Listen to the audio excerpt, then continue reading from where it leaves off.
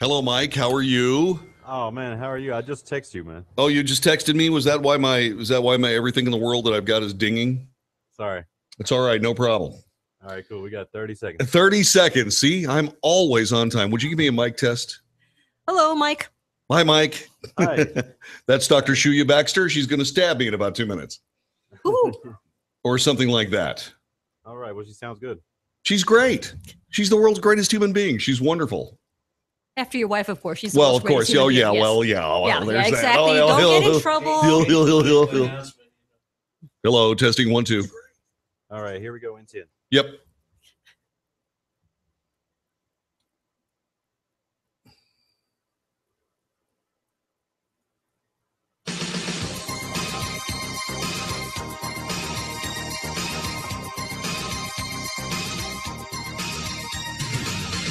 North to south, coast to coast. This is the Wells Report. Hi, I'm John David Wells. Welcome to the broadcast. Our telephone number is area code 844-927-6691. That's 844-927-6691. Join us immediately on the Wells Report. Now, normally what we do is we leap headlong, head first, as quickly as possible into the biggest news stories of the day, because that's kind of what you're expecting us to do. However, there is something going on here that you need to be aware of, and you probably are. It is flu season. Flu season actually occurs in a place where the temperatures are cool enough so that the flu virus lives, but not so cold that it dies. And flu season is a problem, especially if you've ever gotten the flu.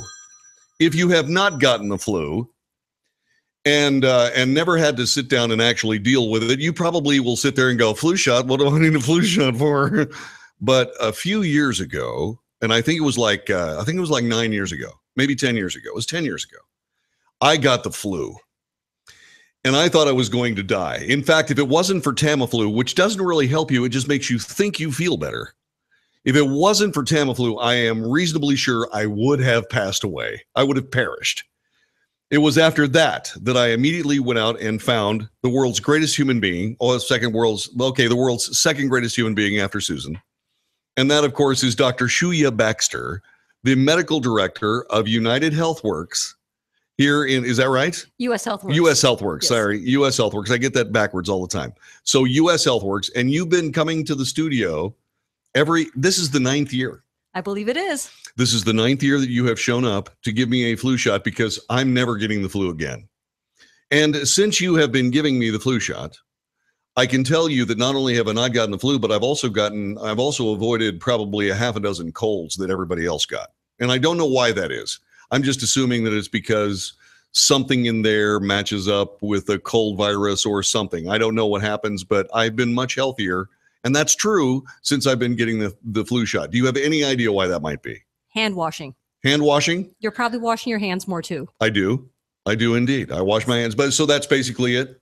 Well, that helps to stop the spread of germs and viruses. You know, it's true that all that stuff that your mom told you about washing your hands and washing your face and so on and so forth a few times a day, that actually does help, doesn't it? Makes a huge difference. You can wash that off the surface of the skin, then you don't rub your nose, your eyes, and get yourself the flu. Let's talk a little bit about the flu in general. It kills about 40,000 people every year worldwide. Yes, sir. And 40,000 people, these are people that are either infirm or in some cases somewhat weakened in the first place. But lots of healthy people end up dying of the flu every year. Yes, that's true, because the flu can weaken your immune system and make you susceptible to things like pneumonia. I see. Okay, so it usually is a precursor, like a precursor sickness to some other more dread disease or something. It can be, or by itself, it can be deadly because the symptoms are very severe. Talk to us a little bit about your particular the flu shot you're going to give me in about 2 seconds. Yes. Tell me about the flu shot you're going to give us today. What's the story with that? So this year we have the quadrivalent flu shot, which means that it protects you against 4 different types of influenza vaccines. The Centers for Disease Control actually recommends either the trivalent, which is the 3, or the quadrivalent flu shot. They're both equally effective, and it is not a live vaccine, so you cannot get the flu from this immunization. Which is something that people say every year. Every time I get a flu shot, I get the flu. No, that's not the way it works. There's no way you can get the flu from the flu shot. That's true. Now, there was a live vaccine that we were giving last year, but this year there's not a live vaccine for the flu. I did not get the flu last year when even though it was a live vaccine. I like I said, I've been able to avoid the flu, and that has been really important to me. When are you guys going to come up with something that takes care of mountain cedar? That would probably be a long time of the coming. Jeez. That's a very tough one to crack. Golly, man, that just about kills me every year. I mean, I traded in the flu for mountain cedar. Tell us about U.S. Healthworks. Yes, U.S. Healthworks provides occupational medical services. We have clinics in, largely across the United States. And because we specialize in occupational medicine, for the most part, there are not that many sick people coming into the clinic. And we are your work comp specialists. So you do workman's comp and so on, and you're the medical director. Yes, I am. You are also a member of the United States Navy Reserve, is that correct? Yes, I am. And you were an 06. I've been a captain for a long time. I've been in the reserves for almost 27 years now. So you're going to get stars next, right? Oh, no. You don't think you're going to get stars? Why? You got a PhD? No. I have an MD. Yes. Well, that's a doctor's degree. I mean, Yes, it's it an is. MD, but yeah, come on. You're up the food chain. You've been good. You've never crashed a destroyer into a sandbar. No, that's true. But only one medical officer makes admiral a year. And Oh, it's not wow. going to be me. Yes. It's not gonna be in you? the reserves. Only one in the reserves a year makes it. Does that upset you in some way? No, it does Should we not. start a letter writing campaign for Dr. Shiu-yueh No. Baxter, Admiral Shiu-yueh Baxter? Oh, no. Admiral's like a full-time job. Well, come on. I mean, who else is it? If you don't do it, who will? People who are more qualified. Oh, there you have it. Sure. Okay. So this is the moment that we wait for every single year. It's like the Swallows returning to Capistrano. It's like the Buzzards returning to Cleveland. It's like hurricanes hitting the Texas Gulf Coast. It's time for my flu shot. Now, by the way, if you go to Facebook Live events, you will be able to see this actually happening. And let's see. Oh, wait. Yvonne Field, JD, can you ask her about the over 65 flu shot? I know my arm really hurt after the shot, but I'm more interested. What's the difference about it from the regular flu shot? Okay, like I said, you can see this unfold right before you. And well, I don't know about pain because like I've noticed over the years, because I go to the right spot, the shots are completely painless, and I'm painless. And okay, so the shots are completely painless and not a real problem at all. And I didn't even bleed. I'm just going to put a Band-Aid on there somewhere. You're gonna put a Band-Aid on there anyway? It's like a badge of honor. Well, I'm kind of glad you're wearing a maroon shirt. I think that's where the hole is. I'm not sure where the See, hole I'm is. thinking ahead. Let's pose for the picture because the press is here. Let's pose for Dr. Shiu-yueh Baxter. She's my friend. And you're putting your finger in front of the lens. Oh no. He's an ABC News. He's an ABC News guy. All right, so here we go. There you have it. Now, so is there an over 65 flu shot that's different?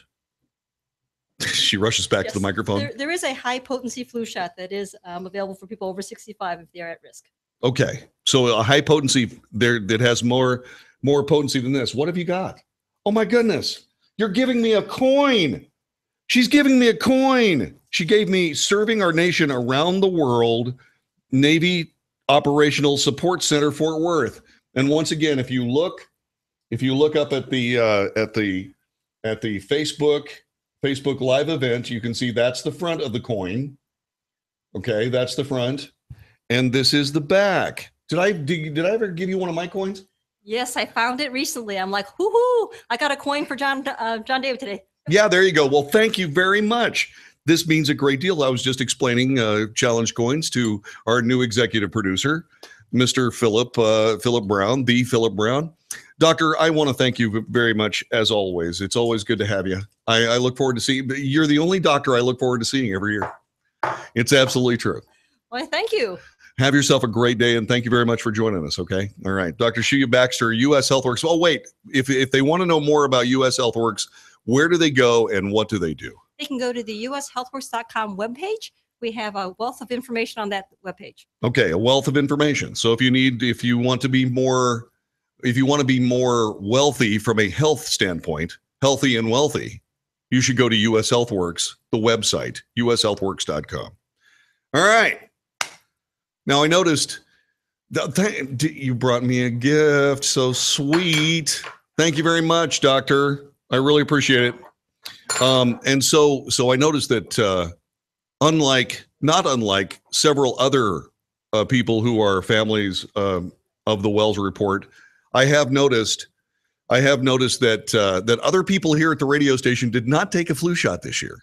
Now, we did get to the point where we had several flu shots that were being handed out, but I seem to be the only one brave enough. By the way, you can see my incredible muscles. Anyway, I seem to be the only one brave enough to get a flu shot again. And I don't know why that is. I do know why. Phil would have gotten one today. You would have gotten one, right? He would have gotten one today, but he already got one. Smart guy. I think you were there when I was suffering through the flu that one year. I thought I was going to die. It was horrifying. So do yourself a favor. Seriously, my friends, get a flu shot. 40,000 people die every year of the flu. It's not some small little, never nonsensical little illness. It is a very serious illness. Get yourself a flu shot. You are listening to the Wells Report, 16 minutes past the hour. Some news today. John Conyers said he's going to quit. For facing a rising chorus of voices demanding that he step down because of sexual harassment claims, U.S. Representative John Conyers today retired from his seat. He held more than 5 decades, a swift and crushing fall from grace for a civil rights icon and the longest-serving active member of Congress. Saying that he was finalizing his plans for retirement, Conyers of Michigan added that he would endorse his son, John Conyers III, to replace him in Congress. He did not describe it as a resignation, but said that his decision was immediate, suggesting the difference may be little. My legacy can't be compromised or diminished in any way by what we're going through now. This too shall pass. My legacy will continue through my children, Conyers told Mildred Gaddis on her Detroit radio show. As to the accusations against him, Conyers said they're not accurate, they're not true, and there's something I can't explain where they came from. Conyers made his decision to quit Congress 2 weeks after an article on BuzzFeed detailing a secret settlement of more than $27,000 with a former staffer who accused him of making sexual advances towards her and paying her out of funds from his taxpayer-supported office. By Thanksgiving, several other women had come forward with accusations against Conyers, who, despite his denials that he had harassed anyone, saw House leaders and members of his own party abandon him, with 3 of the 4 Democrats in the Michigan delegation calling for him to resign. So there you go. He is now officially gone, out of a job. John Conyers announces his retirement. There was another couple of cases of sexual harassment that are in the news today. Danny Masterson, he is an actor. He has been ousted from Netflix The Ranch amid multiple sexual assault allegations. As a result of ongoing discussions, Netflix and the producers have written Danny Masterson out of The Ranch. Yesterday was his last day on the show. Production will resume in early of 2018 without him. Now, that's one case. The other case comes from a friend of Melanie Martinez, one of the judges on The Voice. Her former friend accused her of sexual assault. Singer Melanie Martinez has been accused of sexual assault by a former friend who claims to have repeatedly said no to her sexual advances. The woman's name is Timothy Heller. A female Los Angeles-based aspiring singer, she came forward with allegations yesterday, sharing her story on Twitter about how she and Martinez, an artist who shot to stardom after appearing on The Voice, sexually assaulted her. She was a contestant on The Voice, not a judge. No, she's a judge, right? Melanie Martinez. Yeah. I've kept this secret for years, convincing myself I wasn't a big deal and I wasn't heard about it. The thought of accepting that my best friend raped me seems insane, said Heller. Honestly, I can say she let me down completely. When faced with a friend who really needed help, she let me down completely. Her claims, well, they're salacious and they're amazing. And yet again, someone else is finding themselves out of work because of sexual harassment in the U.S.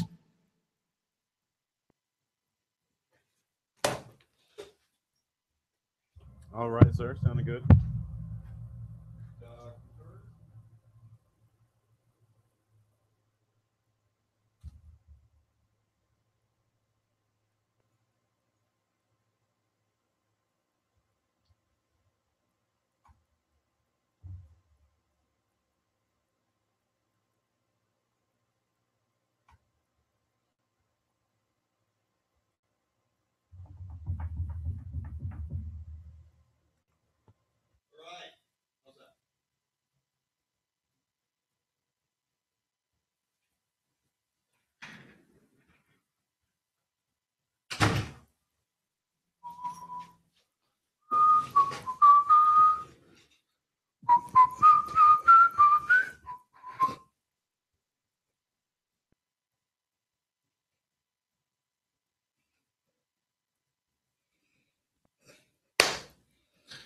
All right. Great.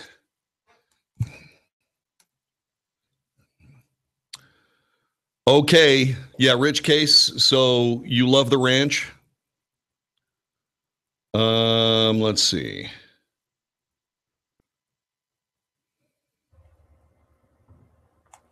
All right, man. You got 2.5. This was a very bad choice of words. Heller claims she was sexually assaulted by her then best friend during the most difficult time in my life, my rock bottom. Is that where she was assaulted? Heller did not specify when it occurred. I never said yes. I said no repeatedly. She used her power over me. I was molested by my best friend. Huh.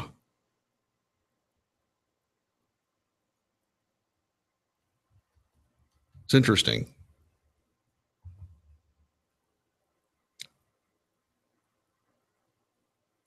Okay. The Voices singer.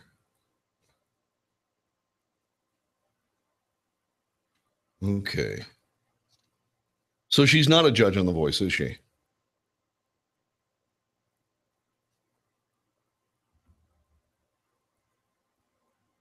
I don't know.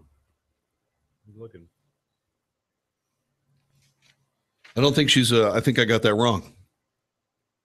Which is a good reminder not to get stuff wrong, dumb butt.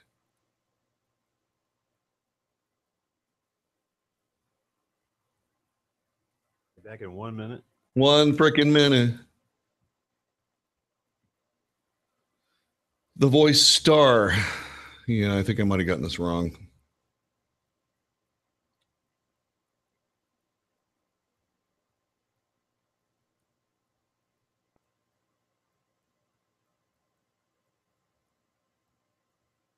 Okay.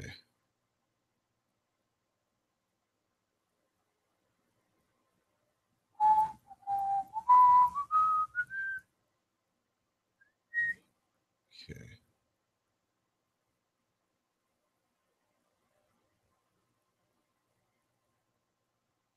All right. I'm ready. All right, we're back in 10 seconds. Yep.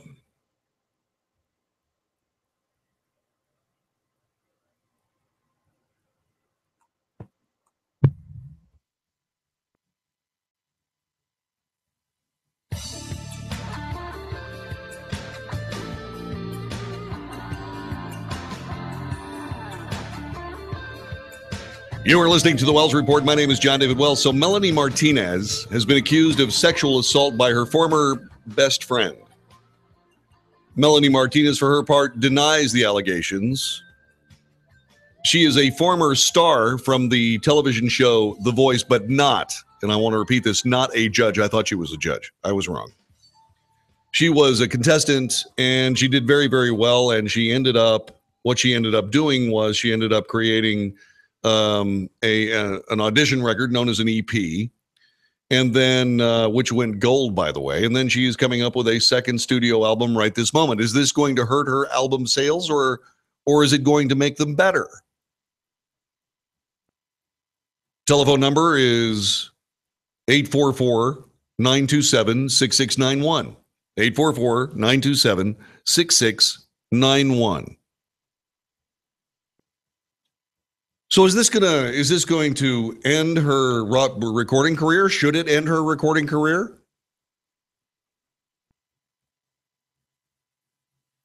I mean, so her girlfriend made it very, very clear that she did not want any part of her sexual advances, and yet she moved forward.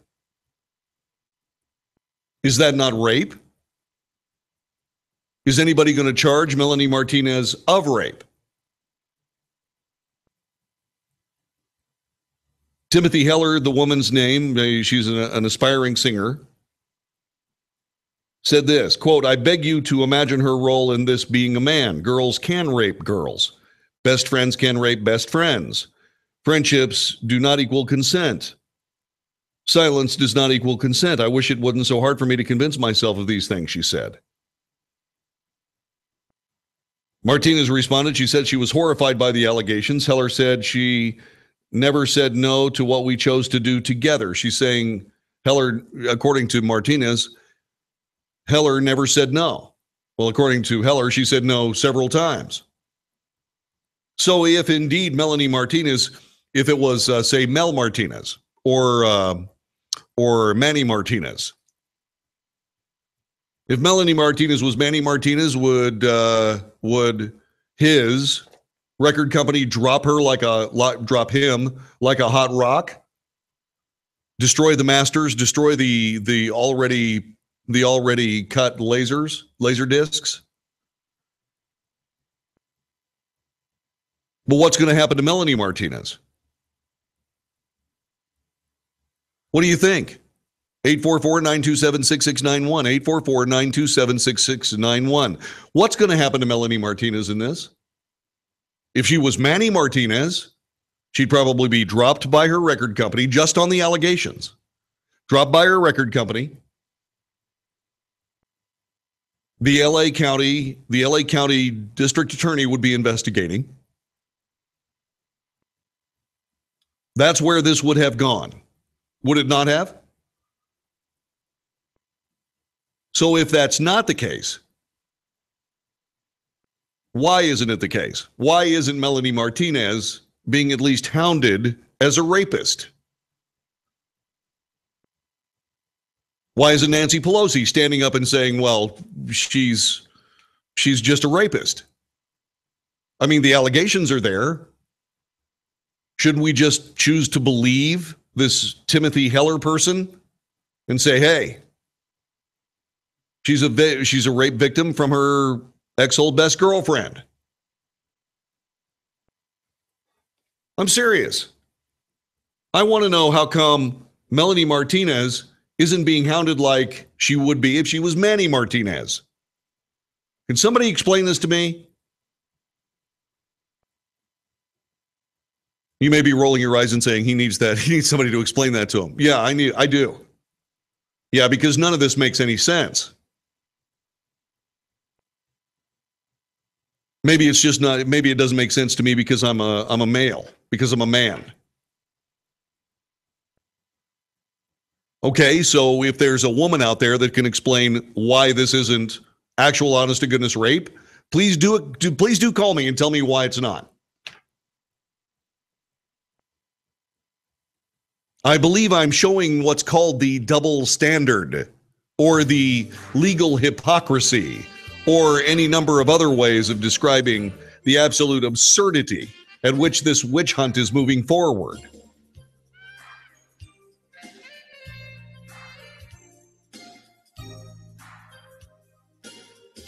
You know, I don't have any idea what happened with Danny Masterson. I didn't read the article. I'm sure that it's scurrilous, and I'm sure it's terrible, and I'm sure it's awful. What I'm trying to figure out is, why doesn't it mean that Melanie Martinez is past tense?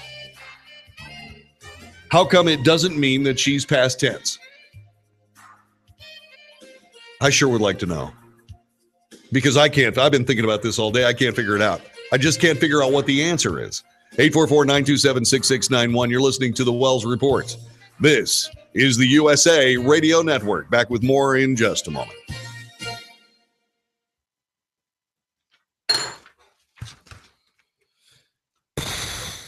All right, sir. Sounding good? You think? Yeah. What'd you think about the flu shot segment? I mean, it was good. That's I mean, everybody. I guess everybody needs it. I probably got something similar. I felt like I had the flu when I was sick. So.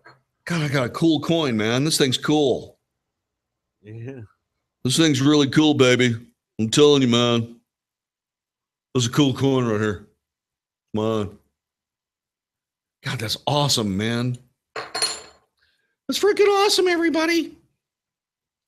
See, what goes around comes around, he says.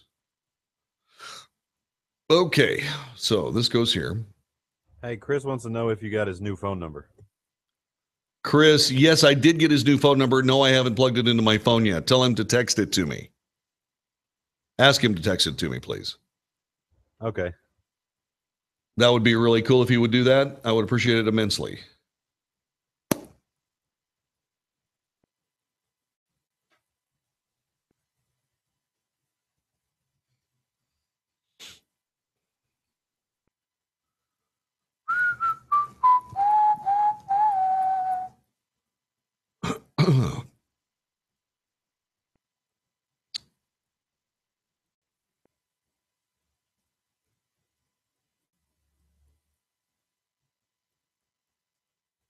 How much time do I have, Mike? You got 2 minutes and 10 seconds. This is Tuesday. Tuesday, December 5th. Tuesday, December 5th.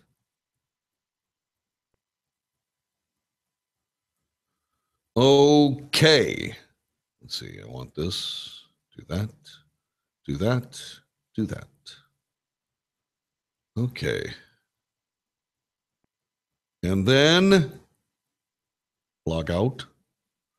Go to. How much time?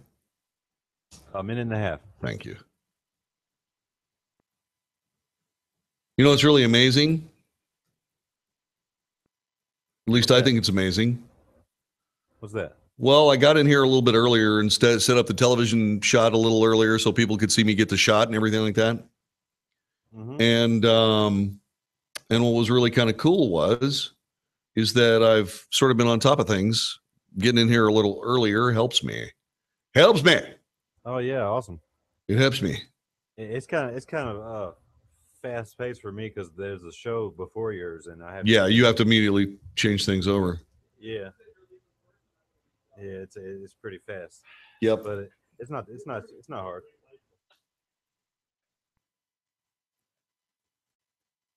All right, we got 45 seconds.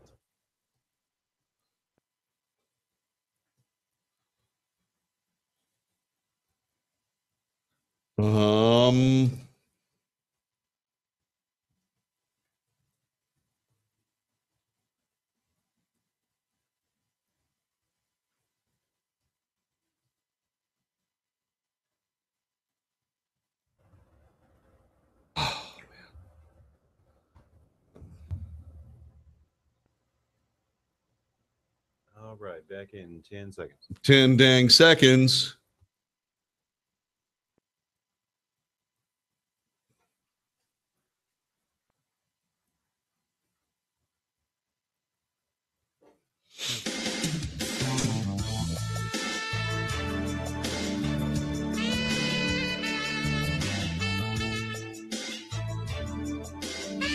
You are listening to the Wells Report. My name is John David Wells. Our telephone number again, please join us at 844-927-6691. One more thing on this Melanie Martinez thing that doesn't have anything to do with Melanie Martinez, but does have something to do with one of my former favorite comedic actresses, Chelsea Handler, until she lost her mind. She was very entertaining to listen to.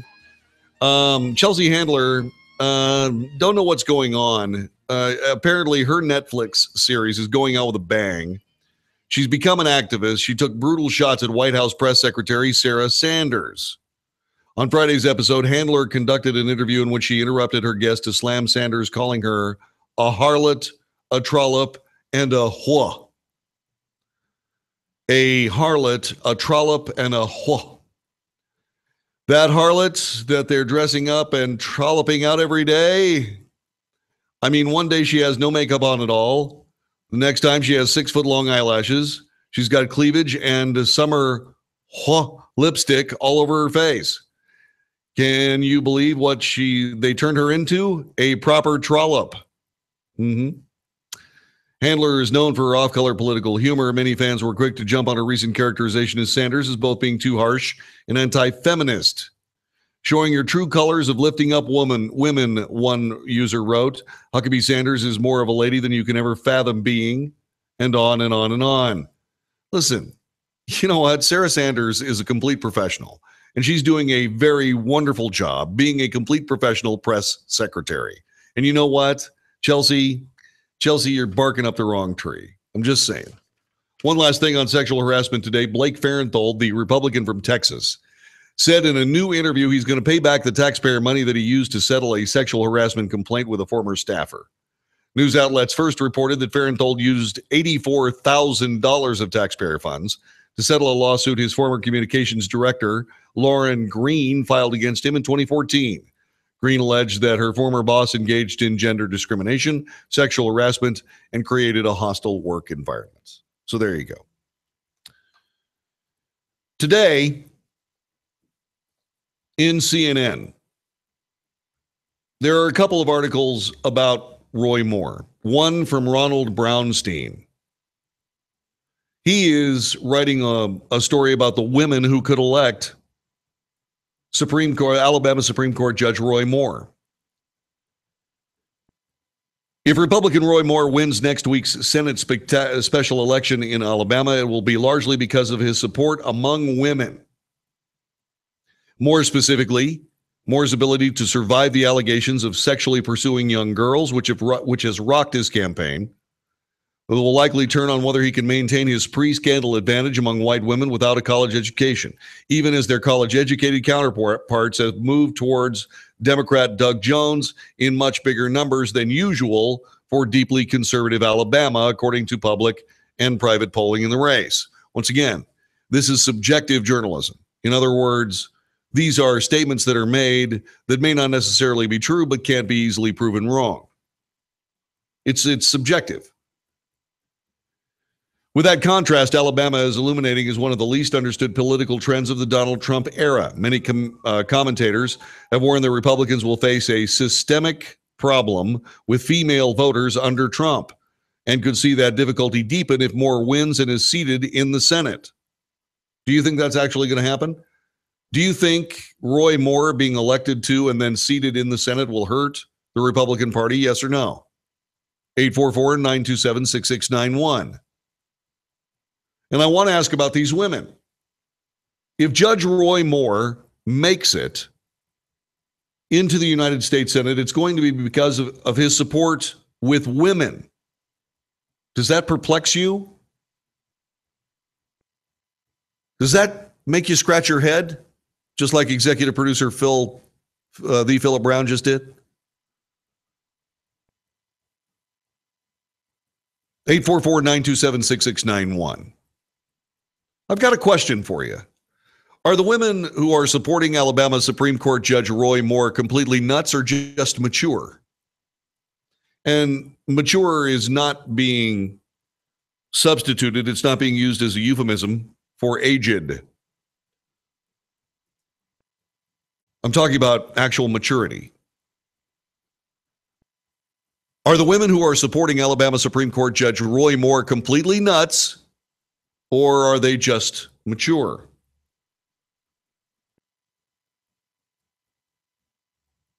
The much-touted gender gap hasn't disappeared. Whether looking at whites, blacks, or Hispanics, Democrats consistently run better among women than men.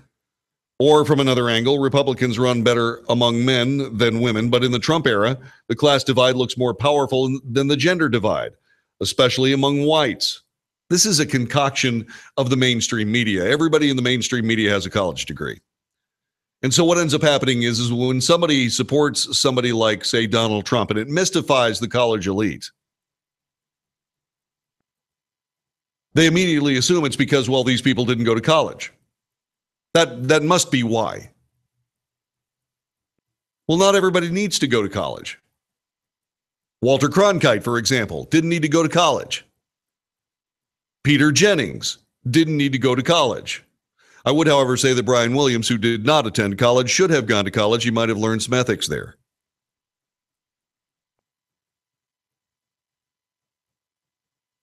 Yeah, those guys didn't have college degrees.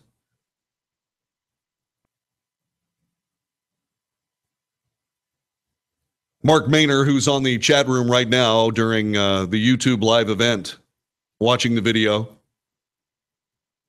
he just says, no, Roy Moore is not going to hurt the Republican Party. If they get hurt, they're going to do it themselves. He's completely correct. The damage that Roy Moore could do in the worst possible scenario is nothing in comparison to what the Republican Party has done to screw itself up. It is without doubt the most pathological political party that I have ever seen, with the possible exception of the anti-American leftist thug progressives that have currently taken over the Democrat Party. Look, this is a really serious thing here, because I think we're finally getting to the point where people are completely oversaturated with sexual harassment and salacious charges against people that they've been voting for years. I think the people of Alabama see right through this as what it is. It's nothing more than a political attack. Oh, make no mistake.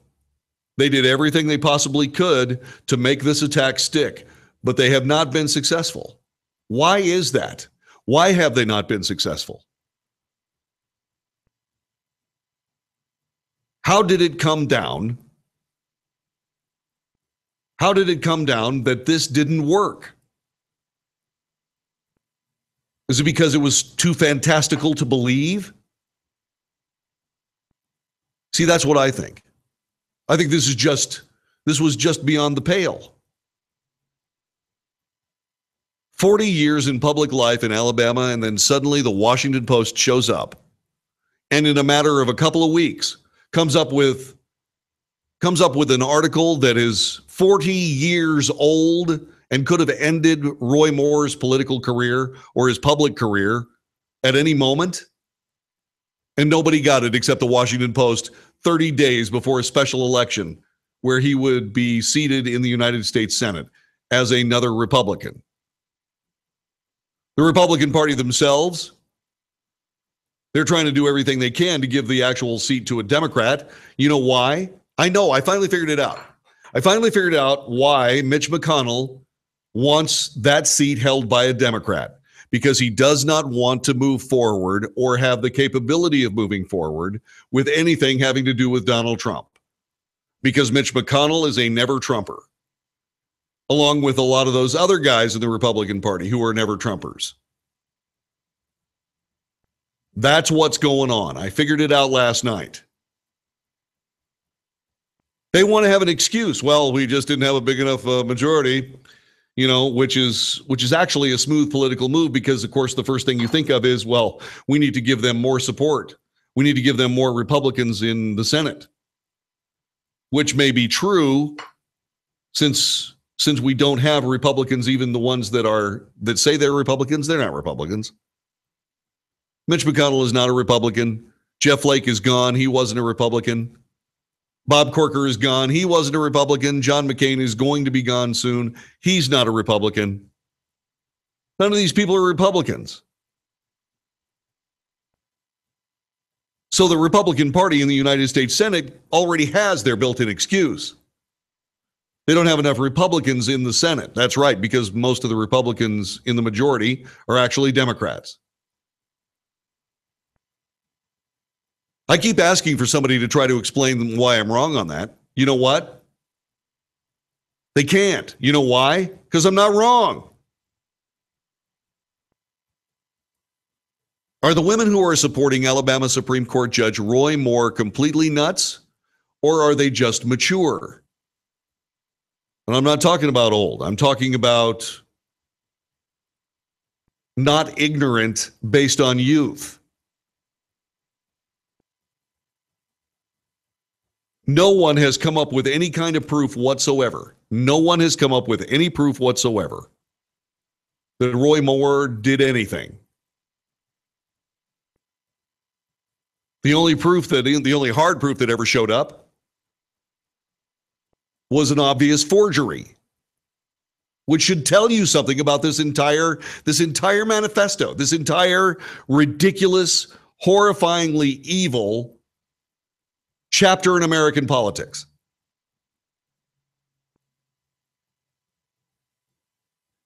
In the 2016 election, the media, who had worked for decades to be the prime mover behind who we voted for as president or as senator or as governor, as whatever. The mainstream media went from being a serious player in that discussion, being able to have an honest and frank effect on the elected politics of the United States, to watching all of that disappear because of angry Americans that they only talk at and not talk to during their news broadcasts. Which I dare say is something we don't do here on the Wells Report. We talk to you. We share this broadcast with you. I'm not going to imperiously tell anybody, including Democrats, that they're stupid or dumb or ridiculous or anything of the kind. I just want them to explain themselves. See, I wouldn't think of, as a conservative, I wouldn't think of calling a Democrat, I wouldn't think of calling them names from the gutter. I wouldn't call Nancy Pelosi a prostitute for all the money in the world. Why would you do something like that? What would be the advantage? And yet the left thinks nothing of it. They absolutely think nothing of it.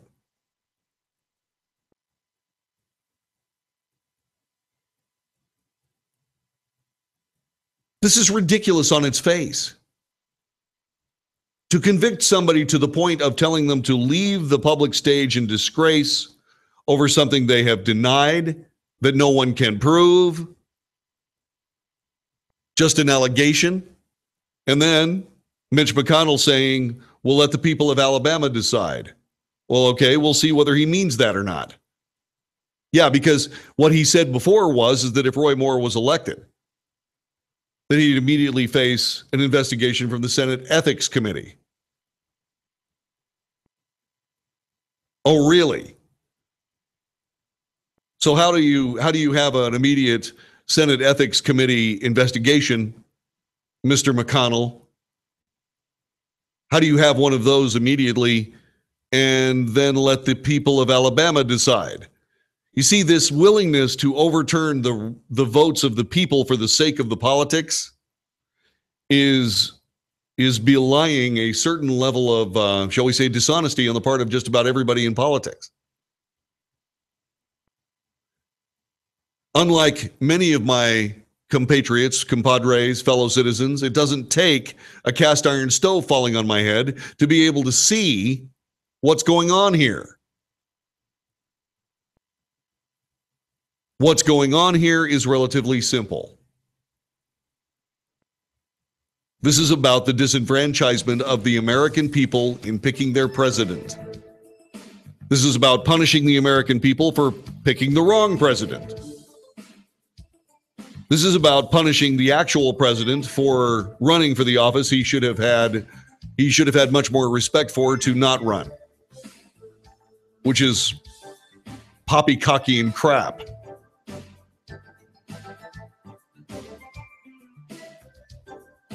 You know, I sure hope the left's temper tantrum stops soon, because they're looking so incredibly stupid. It's really hard to believe that they're anything close to adults. 844-927-6691, 844-927-6691. Thanks for joining us this afternoon. Thanks for joining us this afternoon.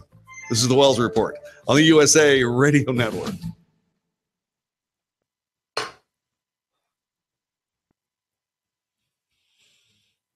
All right. All right. They are looking kind of crazy, man. I heard this clip of Joy Behar when she read the Brian Ross's fake news on her show, on their View. Yep. And she's like, and Brian Ross is reporting that the president told him to communicate with Russia, and she's like, lock him up and all this other stuff. It's crazy, man. She's like cheering, locking him up and everything. I have it on there. Yeah, I got it. What's her name? McCain made a response. Oh, okay. About that fake news, like them cheering about. Oh, okay. Cool. Yeah. Where is that? That clip? Let me see. I'm getting it now. Where is what's the story? What he was just talking about? Yeah. He says McCain. Is it Meghan McCain? Meghan McCain responding to that. On The View? On one of these panels? On The View? Oh, yeah. Left sound. Was it on The View? Yeah, right there. Yeah, it was on The View. She made that. Here it is. You want to hear it? Sure. When it happened in real time, I think everyone who was watching the show could see my discomfort at the room erupting like the Dodgers had just run the World Series. Because I do think holding people to both standards. I remember when Obama was in office, Rush Limbaugh saying, I want my president to fail. And coming out and saying, I could never get behind that because if our president fails, it means America fails. Yeah. I feel the same way about Trump. I think if we're celebrating a breach of national security, something that is so egregious that I said this on Friday, it's going to tear our country apart. There's no need to be cheering and celebrating, to each their own, whatever. I will say on the fake news note of this, I went to a Christmas party over the weekend. It's no secret. Most of my friends are in conservative media. I feel a lot like I'm an astronaut from a different planet, come here to try and explain both worlds to each other. That's how different I feel on this show sometimes. Well, as long as your oxygen doesn't run out, you're good. Yeah, exactly. And I will say that fake news and what we did on Friday, that's what I was being accused of being a part of. And I don't want to sit on a show where I feel like we're giving fake news or reacting irresponsibly, because the cut and short of it is, no matter what happens, and by the way, I think this is far from over, but we should take the information that we have and take it in time and explain it to people, because having one piece of information, which ended up being fake news, in my opinion, it doesn't mean that an impeachment trial will start this evening. All right, cool. Good piece of news right there. Are we talking about that? I don't think we are. I got the actual clip of her saying it, Behar saying it too. Oh, celebrating? Yeah. Yeah, let's hang on to that. We may need both of those. I may need Behar. I'm gonna need Behar first, and then we'll play the other thing. Okay.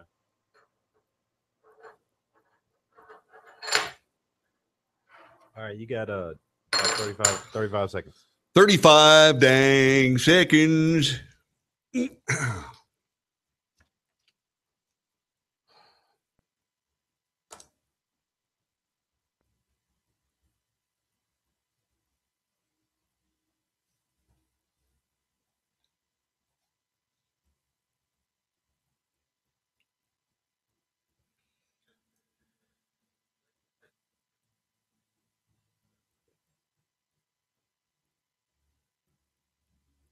All right, here we go.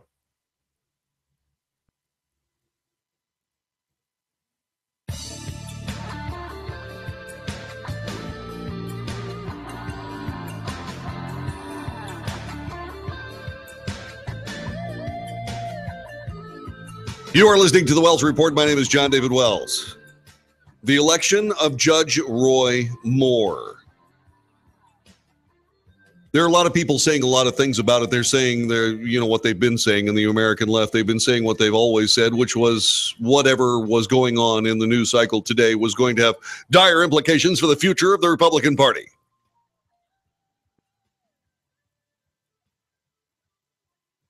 Chris Cillizza writes for CNN.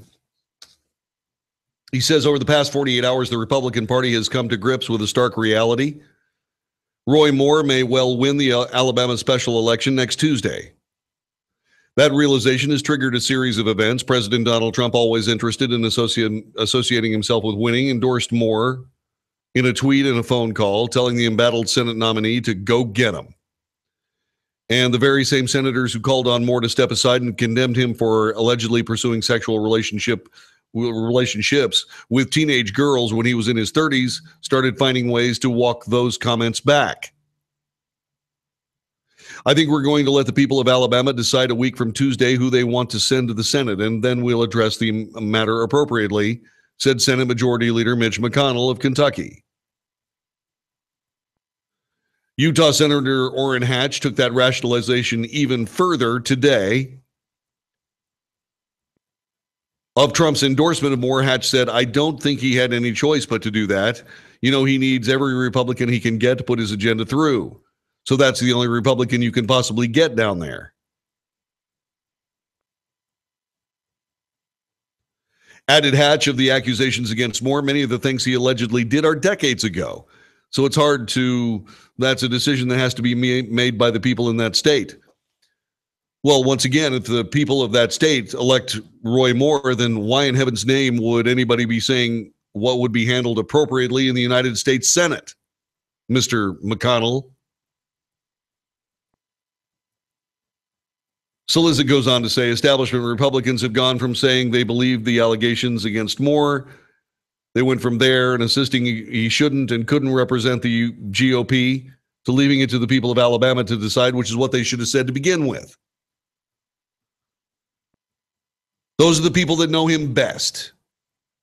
Those are the people that he should have paid attention to, that all of us should have paid attention to. And the rest of this is just the mainstream media whipping up everybody into a frothy frenzy over it. I'm sorry. Again, enough is enough.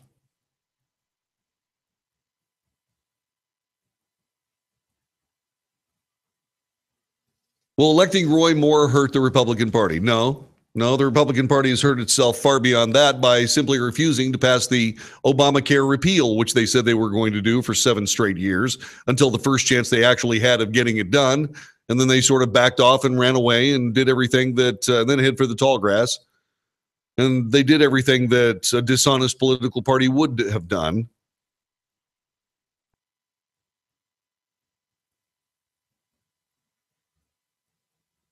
These people, and I'm trying to find a different way of looking at it. I'm trying to see a different way of seeing it. It seems to me that what they're doing is they're working as hard as they possibly can to damage America to the fullest degree possible.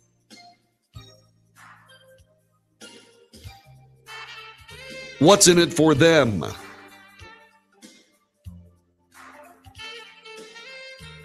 By the way, for Wendy Gooditis, a North Virginia real estate agent, the crystallizing moment for her decision to run to office was when she heard her state delegate suggest that he had fought gerrymandering in Virginia when his record said otherwise. May Contron, a pediatrician in Southern California, decided to run for public office, along with many other women. Good for them. Good for them. This is good for the United States, mostly. This is the Wells Report. You're listening to the USA Radio Network.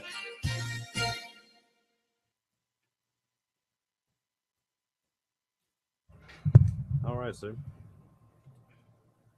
Well, thank you, sir. All right, sir. I'm going to step away for 1 minute. So am I. During this long break. So am I. All right, cool. I'll be right. I'll be back in a couple minutes. All right.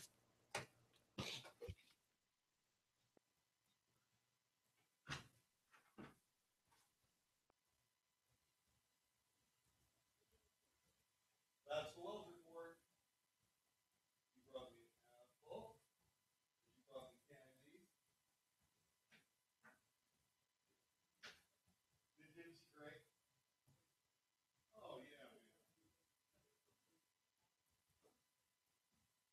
What?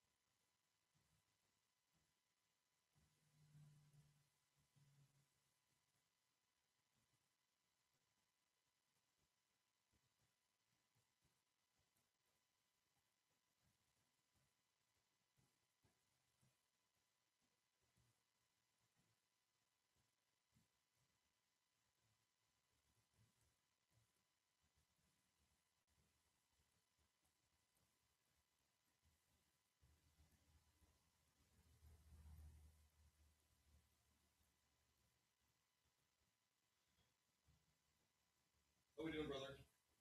You happy? Amused? Sure. All righty then. I'm back. Back in the saddle again. Deborah. Bright lighter. How are you doing, darling? Welcome back. Good to have you here. Yeah, well, you know, somebody finally started making sense to the Republican Party. They suddenly realized, you know, we do look like complete morons. Yeah, you do. Idiots. Let's see. How much time do I have? A little bit. Stand by.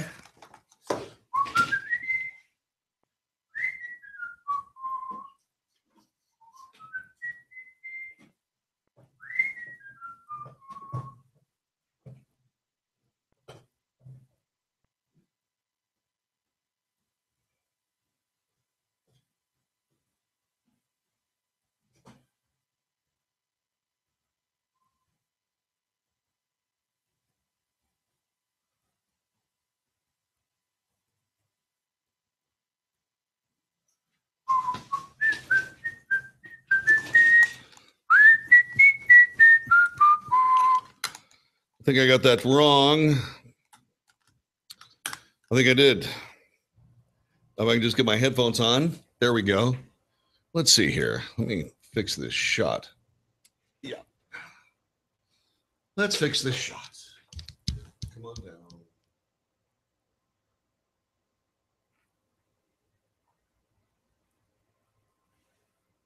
Go. And voila. Okay.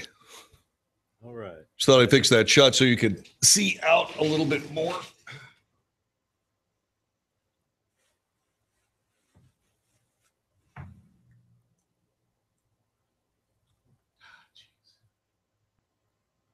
right, you got 30 seconds. I got 30 seconds. Trying to.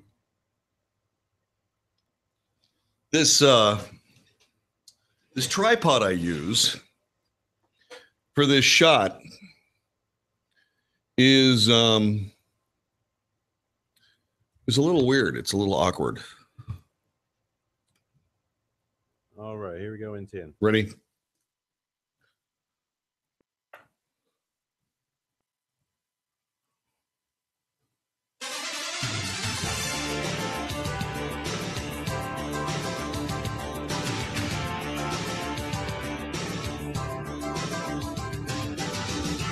North to south, coast to coast, this is the Wells Report on the USA Radio Network. Our telephone number is 844-927-6691, 844-927-6691. Welcome back to the broadcast. I'm glad you stuck around with us.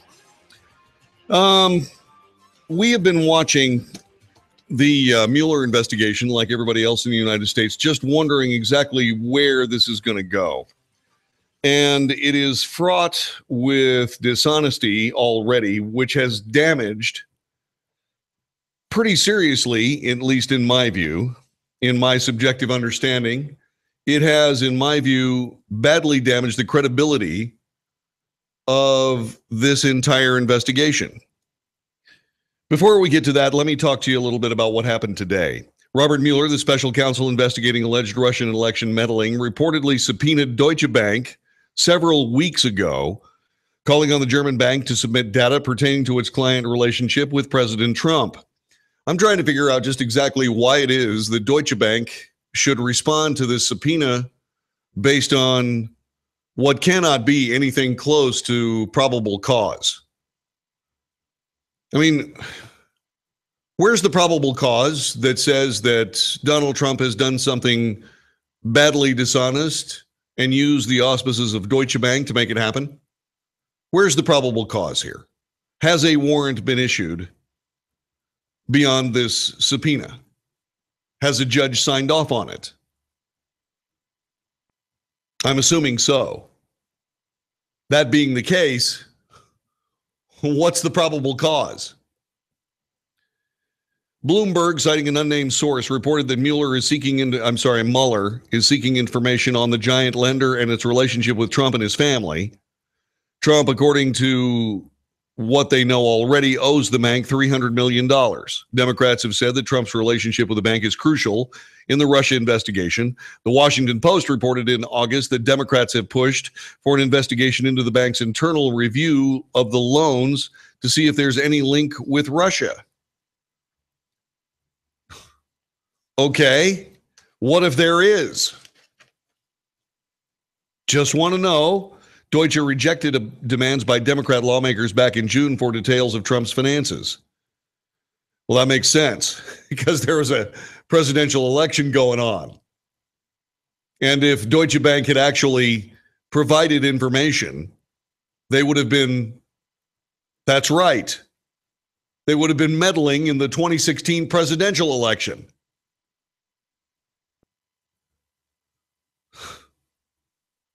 The bank is Trump's primary lender. It also approved $285 million in a refinancing loan for Trump's son-in-law, Jared Kushner's company, a month before the election.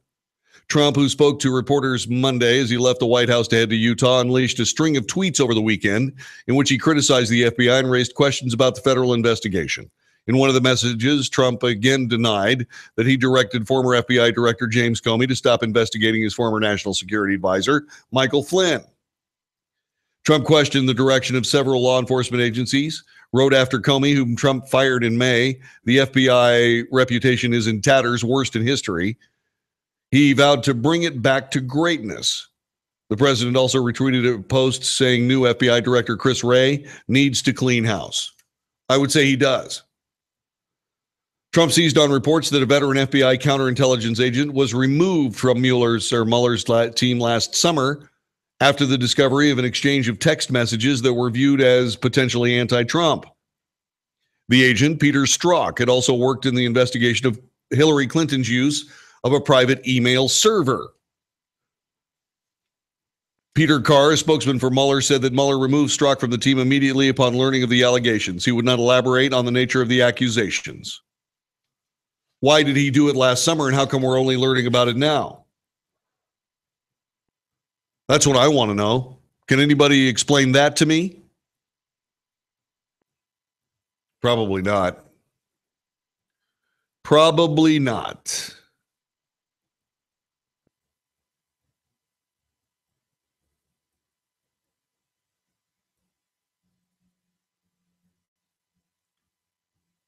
Telephone number is exactly 844-927-6691.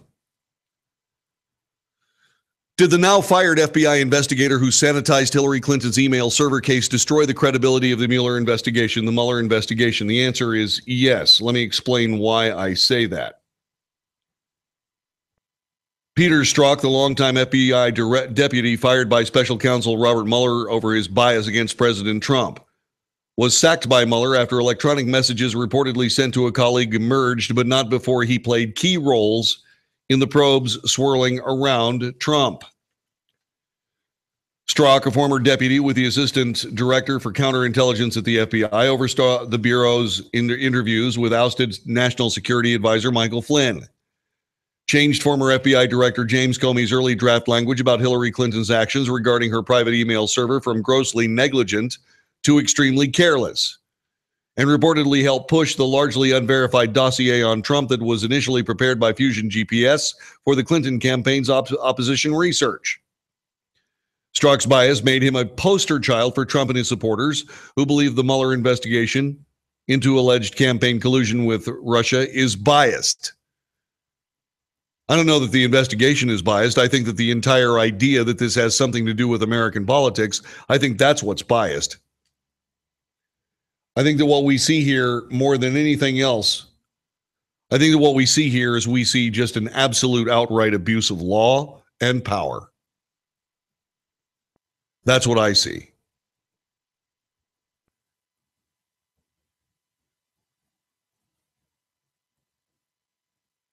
This from the Washington Post. Nicole Dara, I'm sorry, this is from Fox News. Nicole Dara writes, the FBI agent who was removed from special counsel Robert Mueller's investigation into possible ties between the Trump campaign and Russia because he sent anti-Trump messages to a colleague, oversaw the Bureau's interviews with ousted National Security Advisor Michael Flynn. Now, you got to remember something else about this Strzok character, okay? So let's talk a little bit about Strzok. Remember who he was. He was the assistant director for counterintelligence. That means that what he did for a living was run the FBI's, or he was the assistant director of the counterintelligence branch of the FBI. Why is that significant? Well, one of his jobs would be to monitor the telephone activity of suspected intelligence officers, spies, or other government officials from foreign countries in the United States. Americans having conversations with the people under surveillance would normally be masked. We now know that Susan Rice made the decision to unmask many of the names that were involved in conversations with foreign leaders and foreign officials that were on the list of the CIA, at least, to monitor, and probably the FBI as well. As a matter of fact, the FBI connection to those people makes much more sense than the CIA's would. So who's responsible again for this rather interesting unmasking event where suddenly we knew that it was Michael Flynn? How did all that come down? Did it come down through the auspices of Peter Strzok? You know what? I'm pretty sure it came down through the auspices of Peter Strzok. As a matter of fact, I'm pretty sure that he's the FBI official that contacted Susan Rice and said, hey, you need to be aware of the fact that Michael Flynn was talking to this person or that person or these persons over here.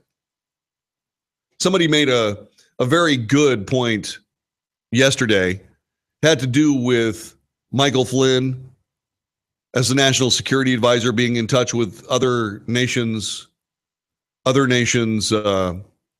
officials. That's not collusion. That's the job description.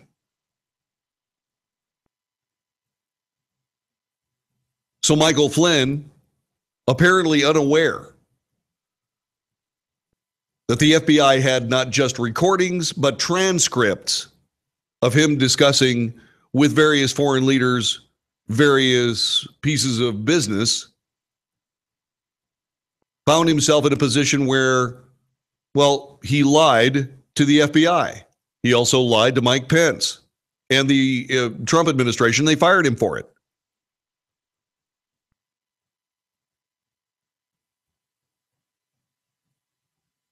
What I can't figure out, and what I'm still having trouble getting my mind wrapped around, is just exactly why is it that Michael Flynn had recordings that were unmasked, that were arguably he had nothing to do with, suddenly unmasked, questioned about,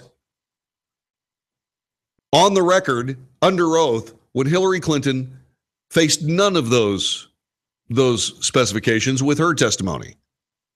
There wasn't even a transcript.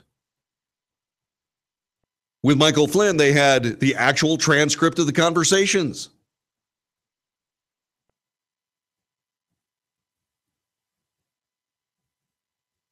Everybody's talking about how the big thing now is that Mueller's investigation is actually about obstruction of justice on the part of President Trump. What would that look like? Well, it would look like apparently the President of the United States stopping Robert Mueller or James Comey's investigation into, say, for example, Michael Flynn.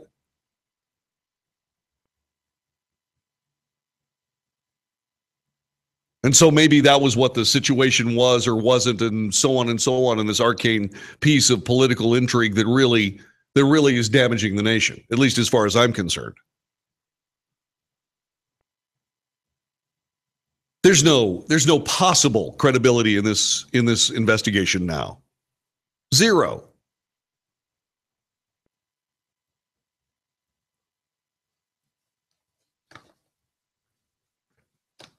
Strzok is at the center of all of this. He's the reason that Hillary Clinton did not get at least wasn't the subject of a grand jury investigation. He's the one that softened the language. He's the one that did all the things that James Comey apparently fell on his sword for.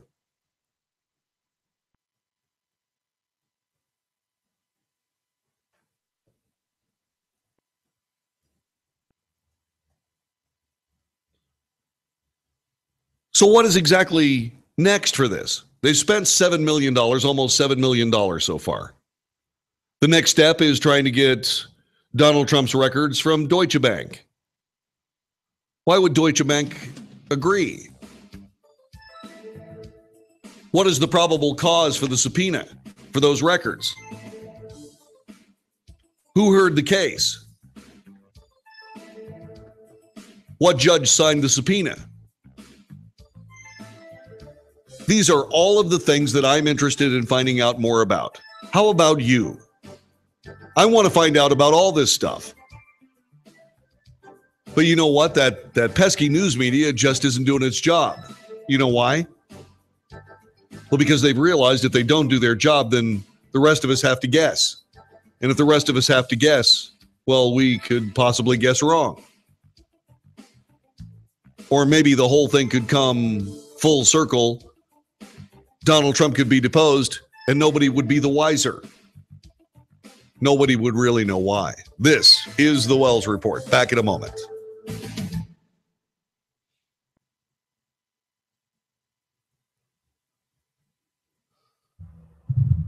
All right.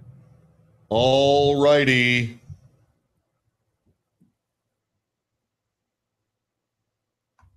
Thank you, sir. All this stuff is confusing. I know, and I'm trying to make it less confusing, but you were confused? No, I mean, I'm just confused in general. Like, before you start talking about it, I've always have been, because it's just too many ins and outs. Well, You know, the only thing that I can tell you is this. Okay, so I'm reasonably sure that what we're seeing now is because the Democrats were reasonably sure that Donald Trump was going to start investigating everything that Hillary did. oh yeah, And so when they realized they were going to lose, they started concocting this Russia collusion story. yeah, And so the Russian collusion story is so far a perfect immunization against everything that that Donald Trump would have been able to unearth regarding Hillary Clinton. yeah, You know, and that's why Russia collusion is interesting because the person that actually profited to the tune of $145 million in the Clinton Foundation yeah. and $500,000 for President Clinton was the Clintons. For the uranium one thing. Yep. Okay. So what's the story there? Yeah, I don't know, man. And the rest of it takes on a life of its own because nobody has stopped it. Yeah, definitely. What I told them to do, what they should have done, and what they did not do, what they should have done is they should have nailed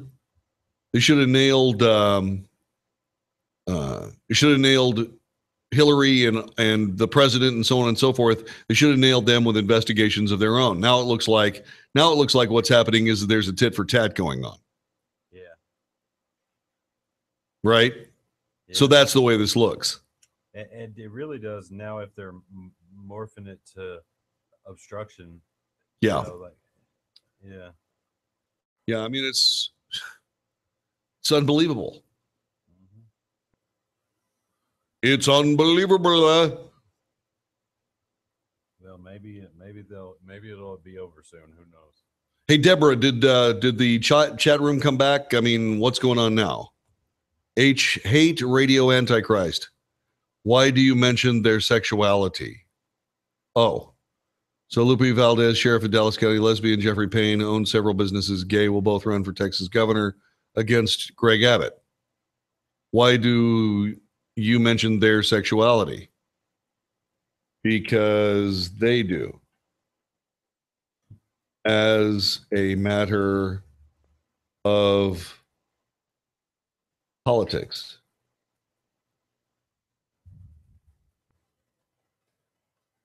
That's why. In case you're wondering, Hate Radio.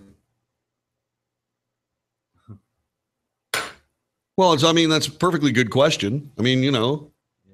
Now I think you know. It has to do with the fact that they make a big deal out of it during the campaigns. All right, we're back in 10 seconds. 10 darn seconds.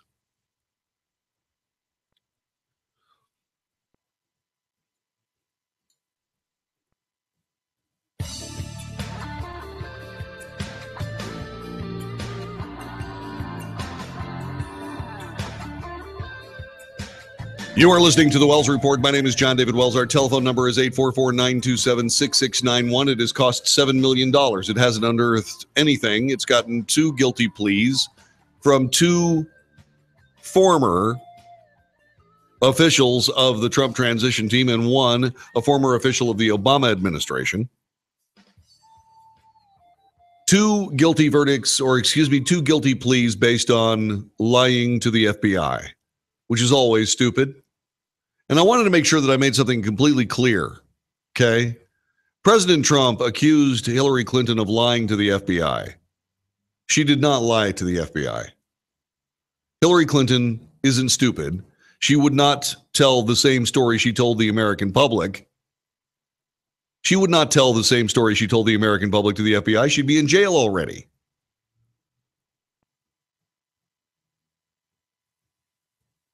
What you've got to wrap your mind around is that Hillary Clinton told the FBI the truth and continues to lie to the people of the United States. She's not telling the same story. The FBI, being handled by Peter Strzok, solidly a Clinton acolyte, isn't going to bring up the fact that there are discrepancies between the public testimony of Hillary Clinton and the private testimony of the FBI. And even if somebody goes and chases it, there is no transcript. There's only handwritten notes by people who are probably on Team Hillary and the FBI. It's what we call governmental corruption. That's what we call it.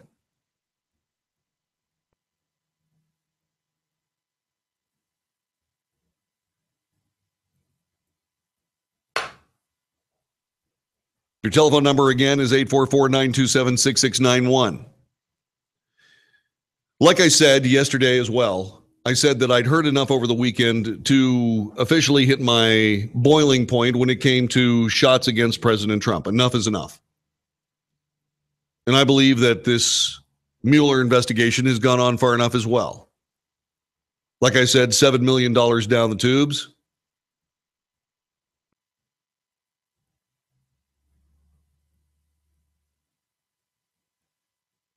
And I'm reasonably sure that there won't be anything to levy against President Trump, even though that must be clearly what the idea is here. Trying to nail obstruction of justice against him or something, so that the immediate rip-roaring, let's impeach this guy, the hue and cry for impeach this guy becomes more and more and more strident. As I said yesterday, if you honestly believe that the thing to do is to disenfranchise the voters of the United States of America in a fair and true and legal election of the President of the United States, to take that person out of the presidency, you will not believe what happens. You will not believe what happens next.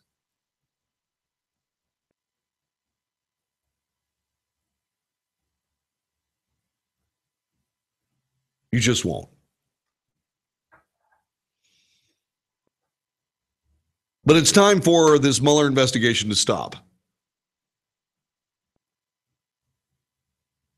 And I suspect that Jeff Sessions has been working on an investigation against Hillary Clinton and that server. And I suspect that he has a different set of ideas about where that's going to go.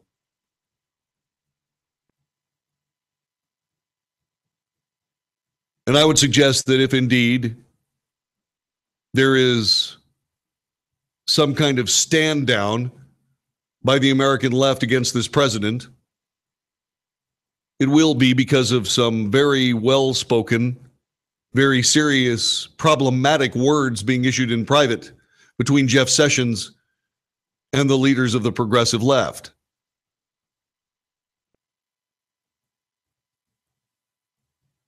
And if they don't do that, if they let this president get waylaid, the Republican Party will never win an election again. The thing about it is that if the Democrats don't lay off, they're never going to win an election again either.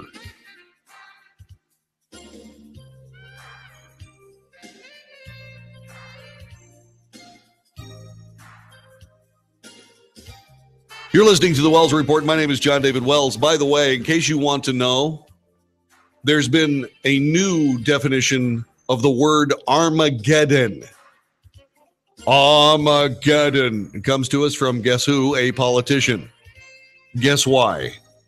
Well, I'll get all that stuff for you. Get the guesses taken care of coming up in just a couple of moments here on the Wells Report. 844-927-6691, 844-927-6691. Let's put this all together. Let's have a good conversation about the news and big issues of the day, shall we? You're listening to the Wells Report. This is the USA Radio Network.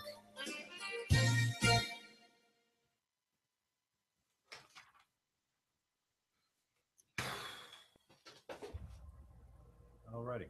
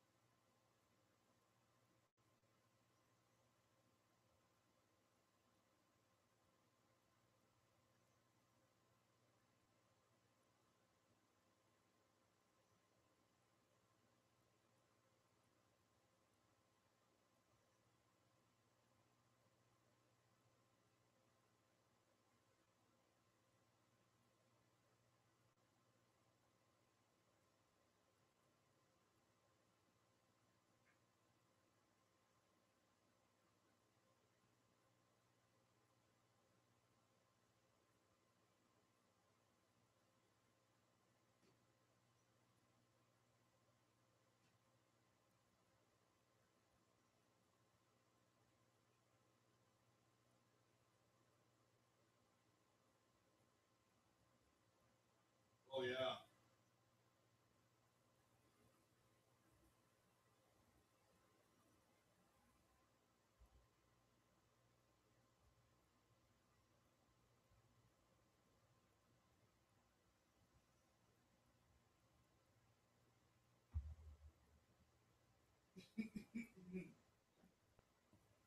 Yummy rhymes with dummy.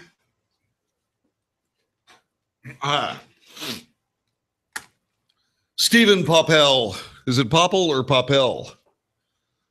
Holy cow, Lupe Valdez running for governor. Hey, she's just as good as a Democrat a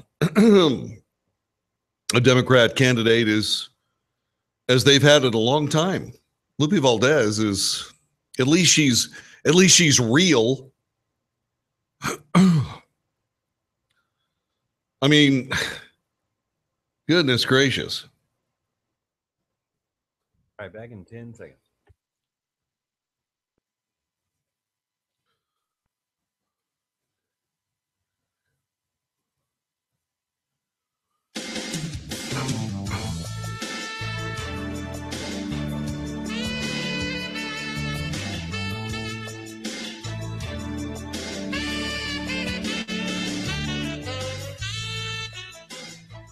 You are listening to the Wells Report. My name is John David Wells. If you use Wikipedia, you might want to go to Wikipedia and give them $20. I did it the other day. It's really painless. They make it very, very easy for you. They're trying to get Wikipedia to continue to be funded by we the people. And the reason they're trying to do that is so they don't have to take advertising and so on. This is a nonprofit. And whether or not you believe in Wikipedia or not, it doesn't really make any difference, although it is getting better than it was earlier in its life. And, oh, by the way, it's the closest thing to the Library of Alexandria that we have right now. So, not for nothing. But go to Wikipedia and float them $20. It's a good basic resource. It's not definitive, but it's good. According to the book of Revelations in the New Testament of the Bible, Armageddon is prophesied as the location of a gathering of armies for the battle during the end of days. The term is also is used as a generic one in reference to any end of the world scenario. Megiddo is mentioned 12 times in the Old Testament, 10 times in reference to the ancient city of Megiddo, and twice with reference to the plain of Megiddo, most probably simply meaning the plain next to the city. None of these Old Testament passages describes the city of Megiddo as being associated with any prophetic beliefs. The one in the New Testament reference to the city of Armageddon is found in Revelation 16:16. It makes no specific mention of any armies being predicted to one day gather in the city, but instead seems to predict only that they will gather.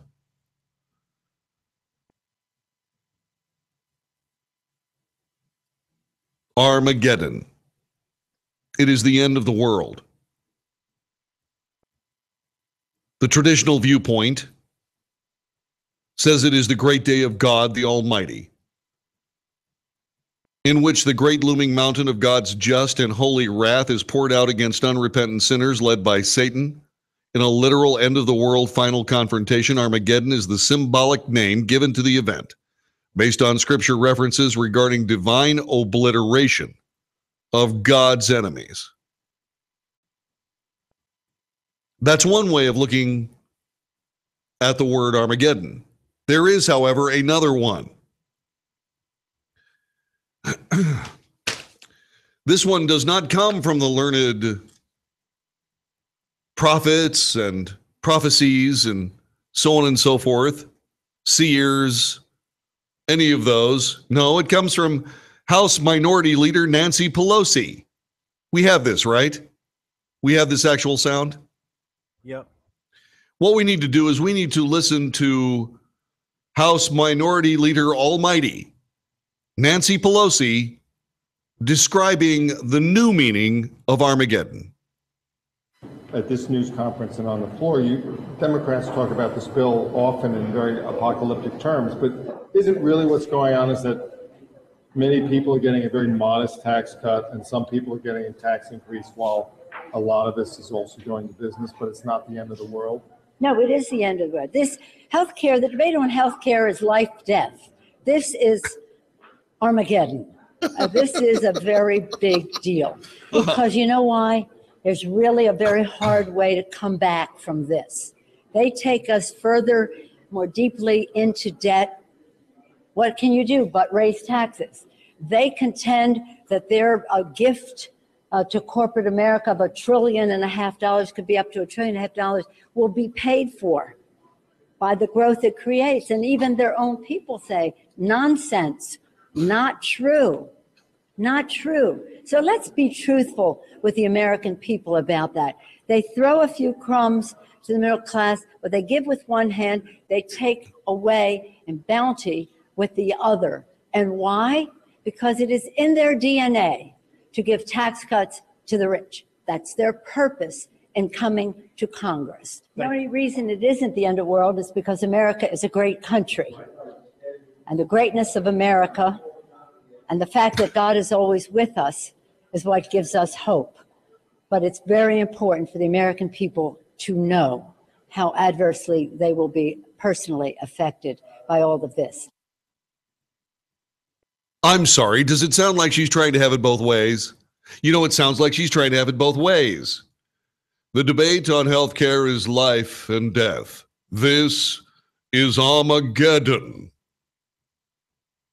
This is a very big deal because do you know why? Well, because I just said a stupid thing and I'm trying to make you believe that it was not a stupid thing. There's really a very hard way to come back from this, which is why I'm dissembling while I'm trying to think of something monumental and mortifying to say about this horrendous giving back of people's own money to themselves instead of giving it to us, we the learned, we the knowing, the understanding of all things. The people that can spend their money better than they can because they're stupid. Look how stupid they are. They elected that stupid Donald Trump. So it's Armageddon. The end of everything. They take us further, more deeply into debt. Excuse me? Who took us more deeply into debt? Does anyone know? This is not a trick question. That's right. Speaker of the House, Nancy Pelosi, in the first 2 years of the Obama administration, spent $5.5 trillion. And now she's worried about getting deeper into debt? Why? Because only Democrats can loftily and brilliantly spend us into debt properly, as opposed to the improper way that people spend into debt, like spend us into debt by cutting the amount of money that government has, which makes no sense whatsoever insofar as we have a $20 trillion national debt. That's $20 trillion worth of absolute, non-ending embezzlement of the American people. It's a crime. Crime. And she's worried about this tax cut. I'm sorry, but before we see the entire country implode in its own economical debris, I'd like to have a few more dollars to be able to spend to prepare myself for it, Ms. Armageddon Pelosi. I mean, if Armageddon is coming, then it's good to cut taxes so that we have more money to prepare ourselves, wouldn't you say? It's in their DNA to give tax credits to the rich. The rich pay most of the taxes. When you cut taxes, the rich are going to have to pay less money. They suddenly have more money to invest. Where do those investments go? I don't know. I think the people that own the McDonald's franchises in any particular given city do pretty well. Seems to me that if they suddenly had a whole lot of extra money, they might put up another McDonald's. How many people work at a McDonald's? 40? So 40 people work at McDonald's, so that's 40 people with a job. Oh, but it's not a good job. It's better than no job. Well, except during the Obama administration, 94 million of us didn't have a job and apparently did very, very well.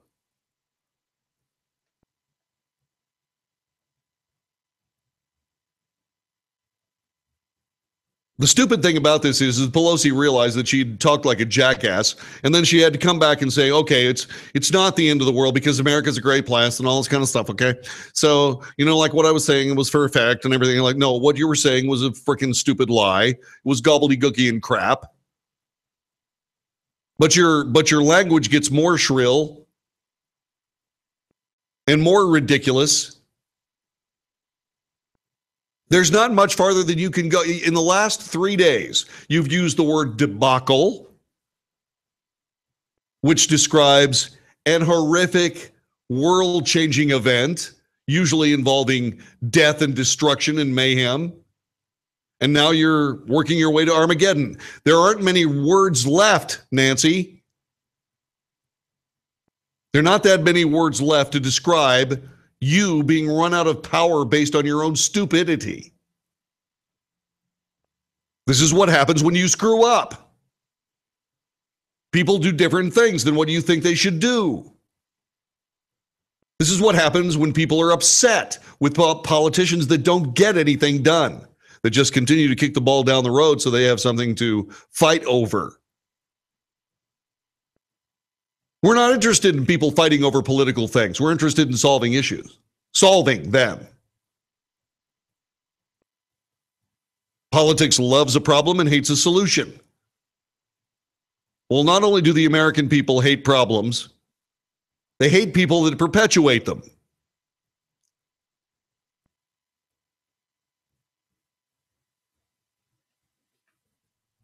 The only reason this isn't the end of the world is because, well, America's a great place. Got to be kidding.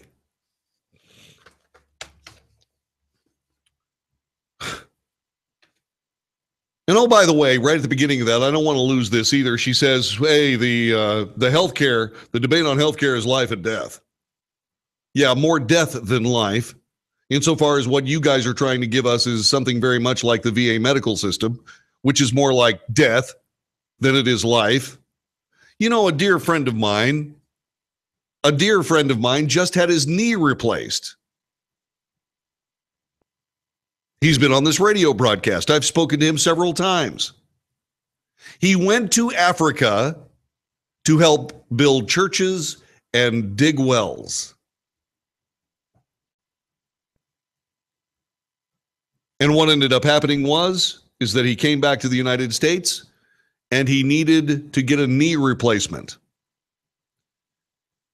He's a high officer in the VFW post near his home. And so I assumed that he had gone to the VA medical system to get his knee replaced. He looked at me and said, are you kidding? I wouldn't let the VA touch me. See, that's what Obamacare is. It's exactly what Obamacare is. It's a way to turn over life and death to the government instead of you. I'm sorry, the government isn't qualified. The government's barely qualified to build roads. I know they can actually do it. I've seen them do it. Actually, they don't do it. What they do is they pay for other people to do it. I've seen them do that process. And it's always heartening when it happens. I really appreciate the fact that the roads are getting wider so that people can get home sooner. About dang time.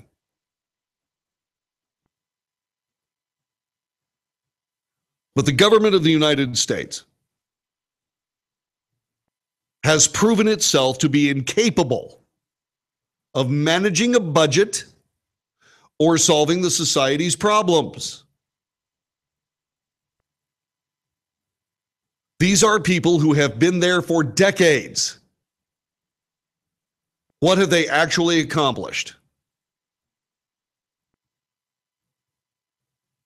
They've accomplished actual throwing of gasoline on a forest fire when it came to the American cost of health care, the cost of American health care.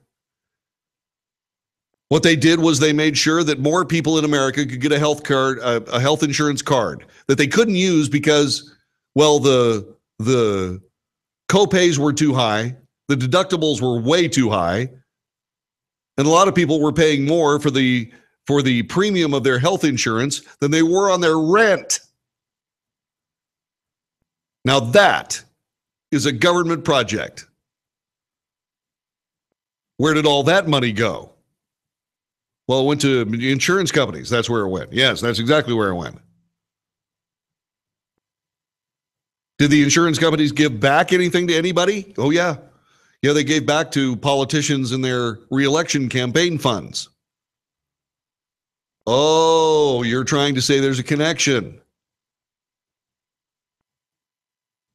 Duh.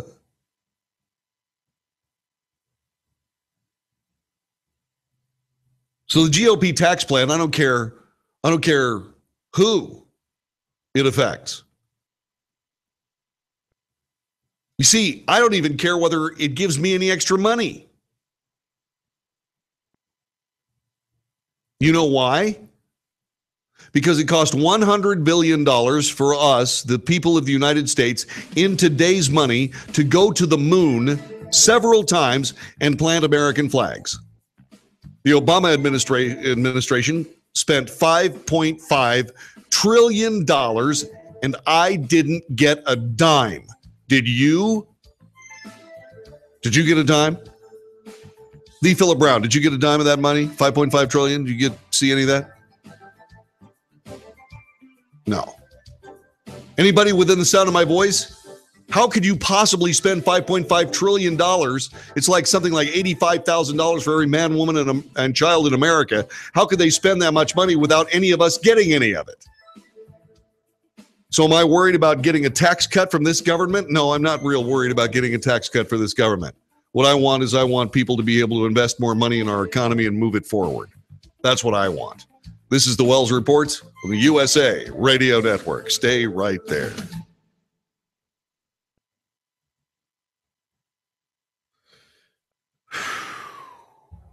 Alrighty.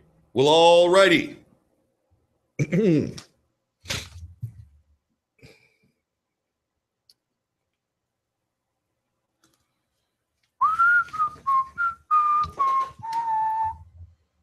Ice not the snariff.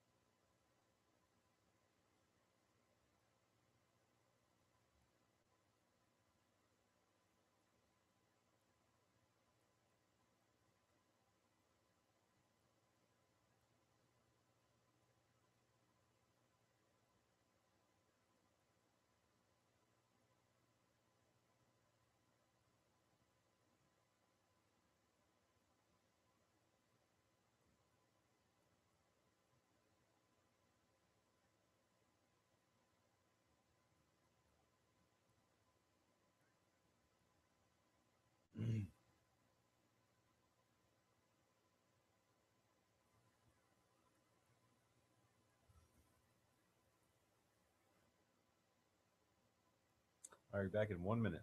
1 frickin' minute.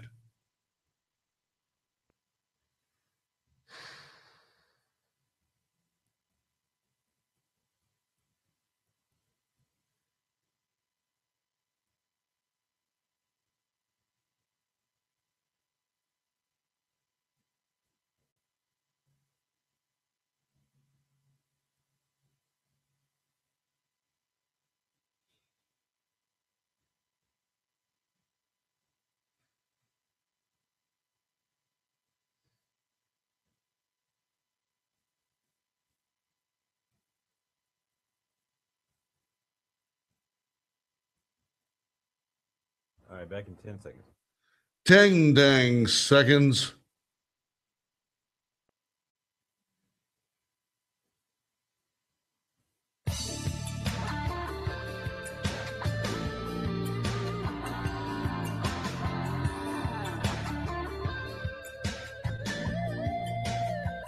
You are listening to the Wells Report. My name is John David Wells. Our telephone number again is 844-927-6691. I want to ask a question. Should politicians face public suspension for making stupid statements? Now pay attention to this. This is not as silly as you think. Let's assume, for example, that we use, I don't know, Twitter. If a politician says something stupid, like this tax cut would actually equal Armageddon. Thank you, Nancy Pelosi. According to a jury of her peers, and let's say 10,000 registered voters, the first 10,000 registered voters to get to Twitter and say, you are full of garbage or other organic refuse, then she would be banished from the airwaves, banished from public communications for 30 days. Now, you couldn't do it with her being a private citizen, but she's a government employee. How about that? Do you think that makes sense? If a politician makes an incredibly stupid statement, regardless of what it is, regardless of who it is, you know, I could see President Trump being grounded from Twitter for 30 days. Couldn't you?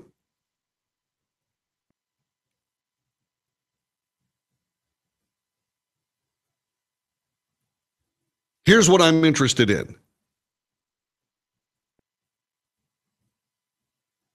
Should politicians face public suspension for making stupid statements? Nancy Pelosi, by the way, in that statement, she said something that was also equally stupid. I mean, besides take us further, more deeply into debt, like she cares one way or another. Let's see. Tax cuts to the rich, typical leftist talking point.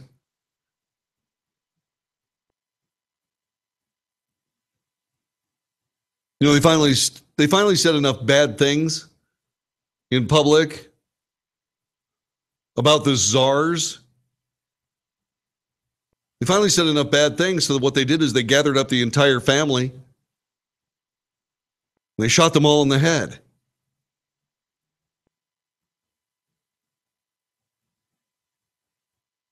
Great, huh?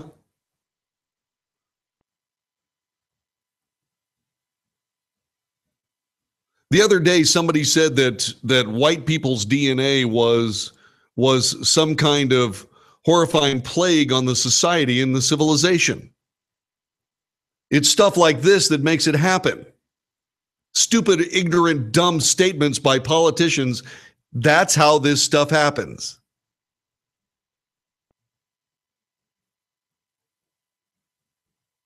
If it is demonstrable that you just said something stupid, I think you should be suspended from speaking to the people of the United States for 30 days.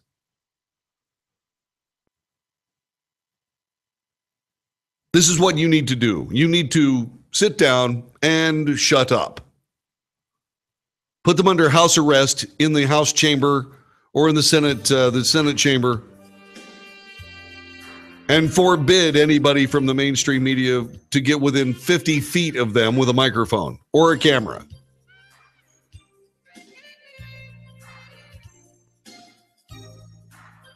Armageddon. Armageddon indeed.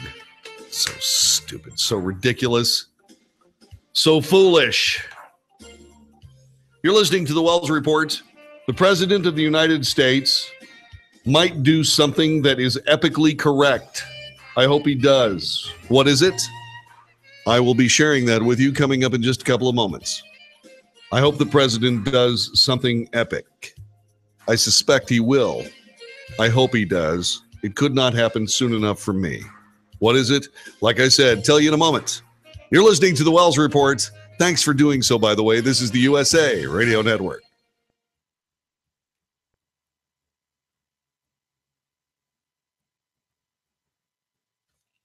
All right, sir. That's a wrap on hour 2.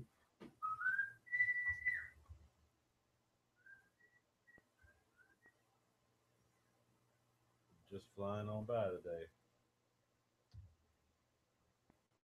Here we are.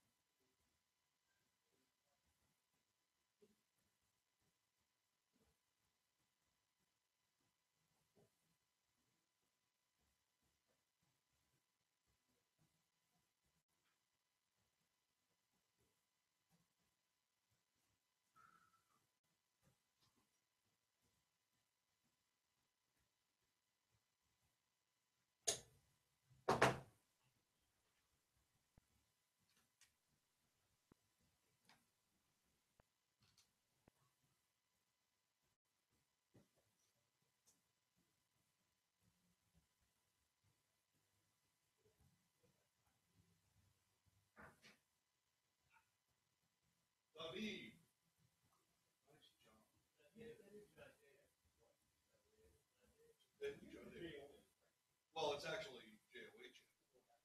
Well, JOH, I changed it because some radio program director, it is stylish. Some radio program director wanted me to be, you can be JD the DJ. No. Okay.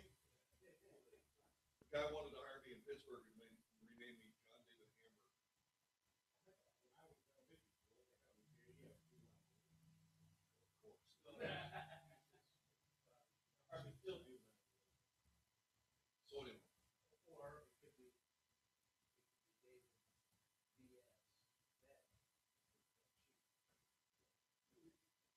So anyway. So anyway.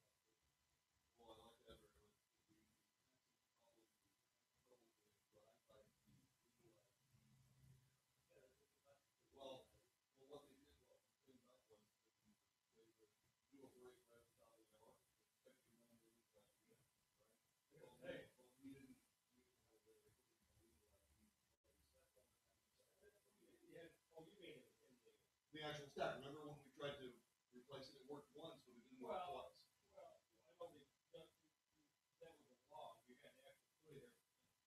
Yeah, but we don't know when it's going to come up.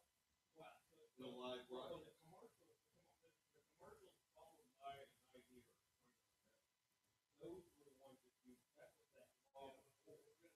Yeah, but we can't have the legal ID. Yeah, but that's if they said. I'll pause 10 seconds for local affiliates to identify themselves. Right, they do that every hour, except when they have unless they're having a stop set, they expect you to play your legal ID with that. But we had no way of changing the stop set with that machine. You always do the legal ID.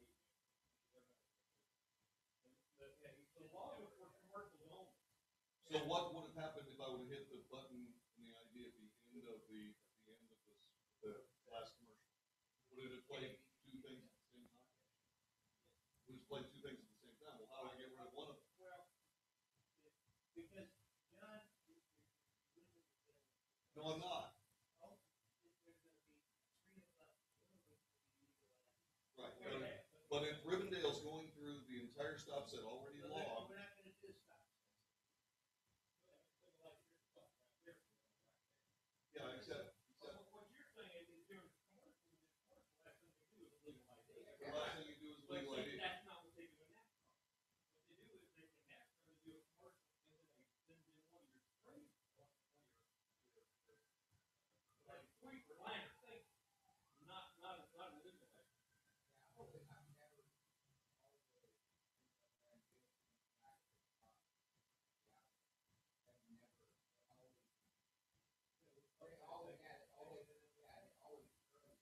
They never do that.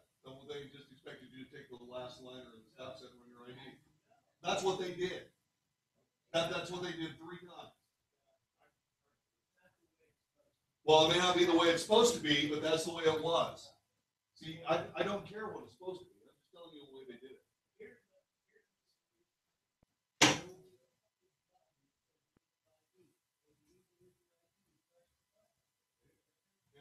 All right, back in 30 seconds.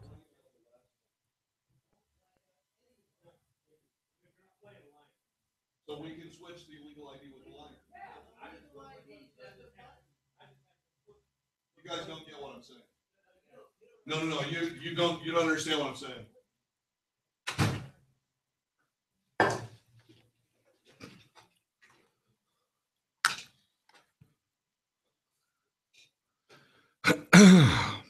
All right, here we go, man. Thank you, brother.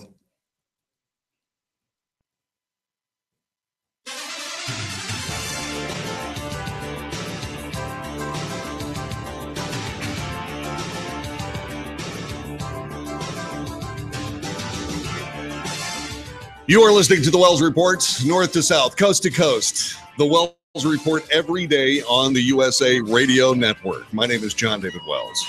Here's what we do. We bring you the news. We bring you the facts in the news, precious few. We comment on the facts, then we debate the commentary. That's your job.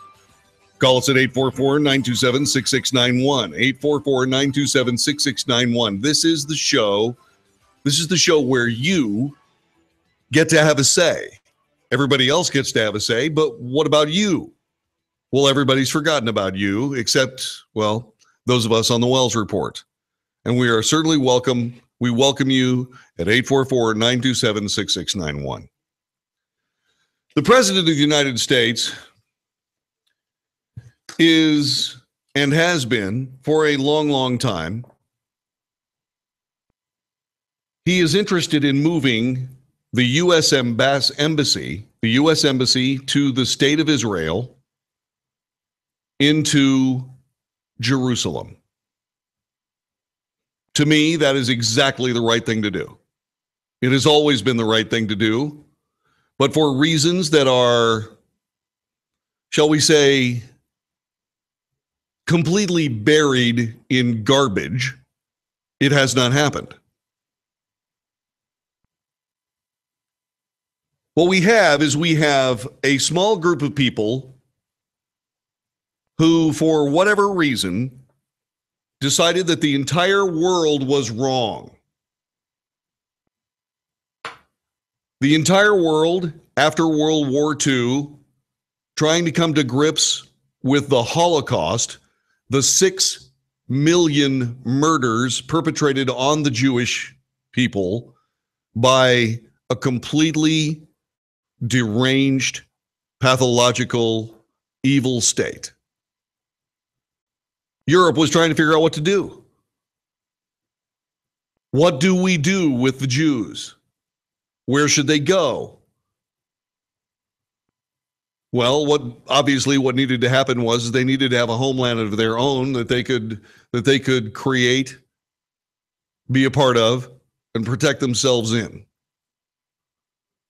And so what did the powers that be, trying to settle out the Second World War, what did these people do? Well, what they did is they just said, we'll give the Israelis some land around Jerusalem. Well, there were people living there, and suddenly they found themselves immersed as the world's Jews descended on the Holy Land. It made ultimate sense. Most reasonable people realized, yes, indeed, there's no doubt about it. The Jews had to have a home of their own. But nobody in the world wanted it to be anywhere close to them. You know why? Because there's so many anti-Jewish bigots out there.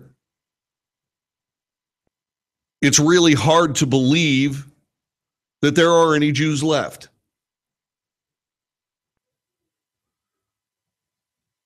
And it's not anti-Semitism. It's anti-Jewish bigotry.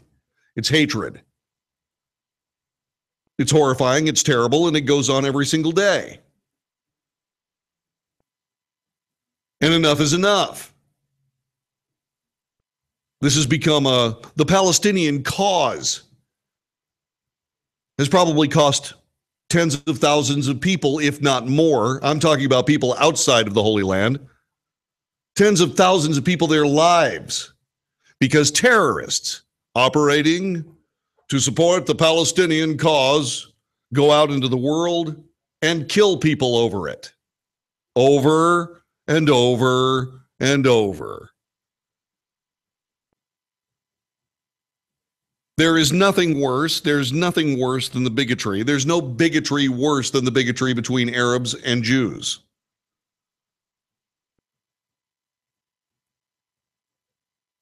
It's the dehumanization of the Jewish people by Arabs is, well, let's put it this way.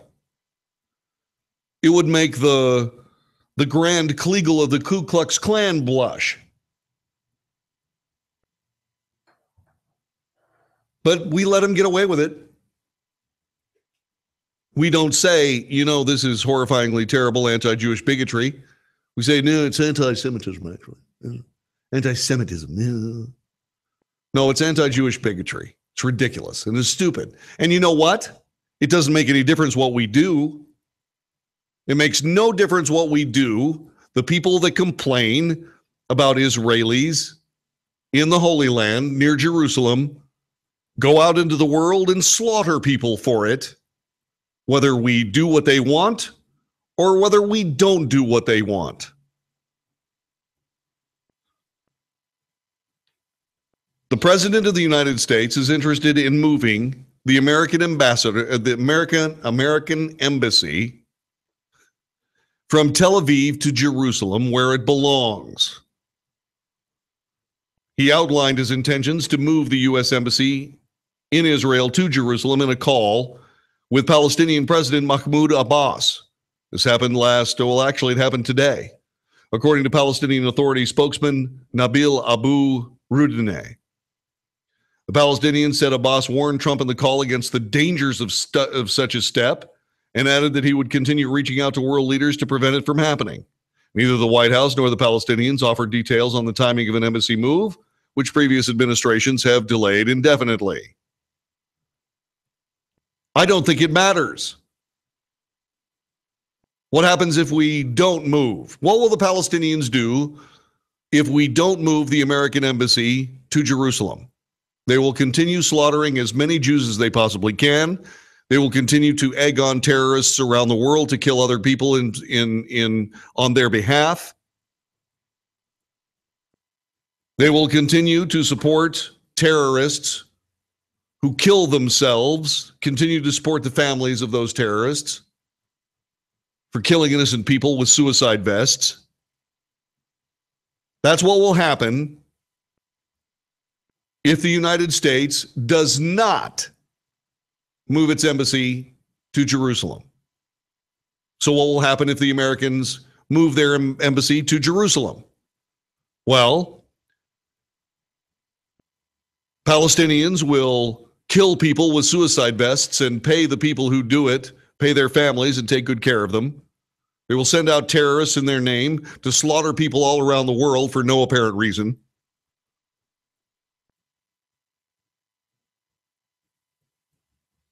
In short, it doesn't make any difference what they do or what we do. They will do the same thing. They will continue to kill people with suicide vests, pay the terrorists that do it, egg on terrorists around the world to do whatever murder they possibly can on behalf of the Palestinians. And that's what will happen if we move our embassy to Jerusalem. So what's the difference? The difference is nothing. This is what happens when Palestinians are involved in any kind of, shall we say, negotiations. Israel's been trying to give the Palestinians their own state for the last 30 years.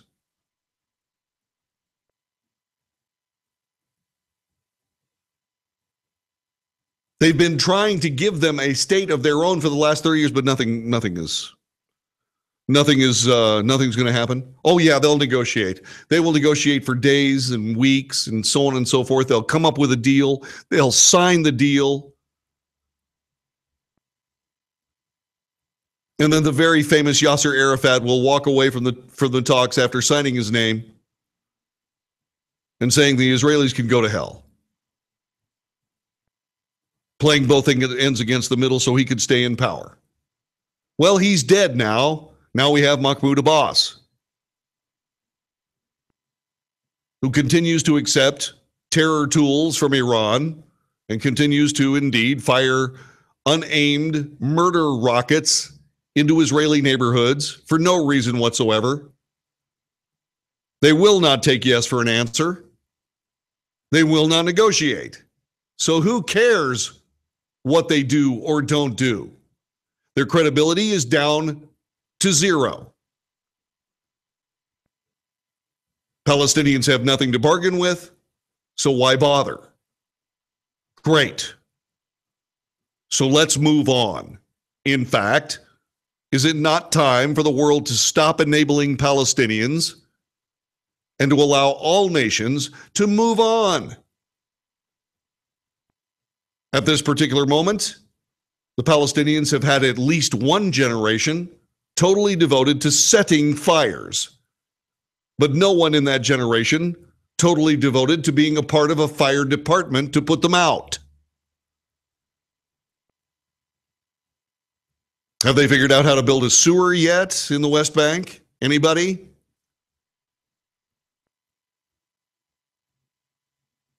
One of the most beautiful bodies of water in the entire planet is the Mediterranean. On the east coast of the Mediterranean, almost in the exact center of the eastern coast of the Mediterranean, is Israel and the West Bank. Will someone please explain to those people that they have some of the most beautiful beachfront property in the world? Can someone please say, hey, instead of taking all that terrorist money to go out and build suicide vests, why don't you guys build a really nice Mediterranean resort? You know, where people can come and enjoy the sun and the surf and watch the sun set into the Mediterranean Sea every day.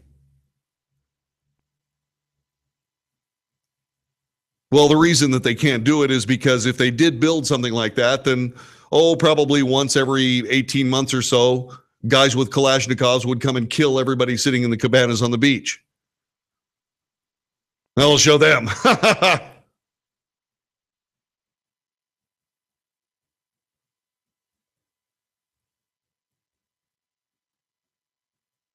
So anybody, 844-927-6691, anybody, please feel free to call me on the telephone and tell me exactly what I've gotten wrong in all of this. Because let me summarize it for you. If we keep our embassy in Tel Aviv, the Palestinians will kill Israelis and as many people around the world as they possibly can with terror acts. If we move our embassy to Jerusalem, the Palestinians will kill as many people as they possibly can with terrorist acts and blow up people with suicide bombs. So why don't we do the thing that's right? Why don't we do the right thing? What is the right thing? I'll tell you what the right thing is. The right thing is to stand with the Jews. That's the right thing. Because they have a functioning country. They actually care about the people that are trying to kill them every day. Every day. And if they didn't care about the people that were trying to kill them every day, there wouldn't be a problem. What do I mean?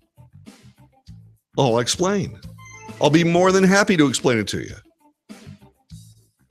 Because that's what we do here on the Wells Report. You're listening to the USA Radio Network. Back with more in just a moment.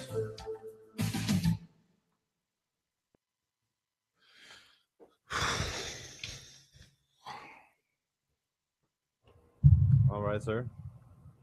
What'd you Sounds think? good. Thank you. That right there is a touchy subject. Why? You know, people feel it one way or the other usually. I don't know. People got strong feelings. It's like abortion.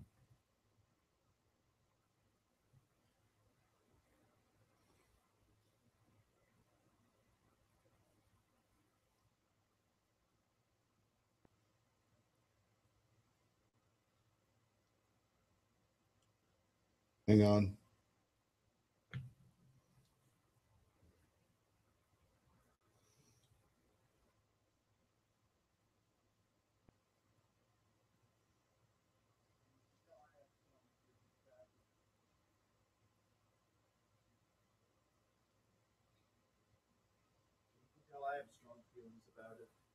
Yeah, what are your strong feelings?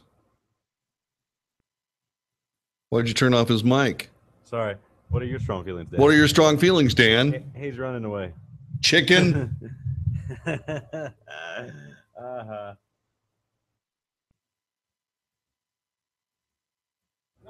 He didn't know the mic was on.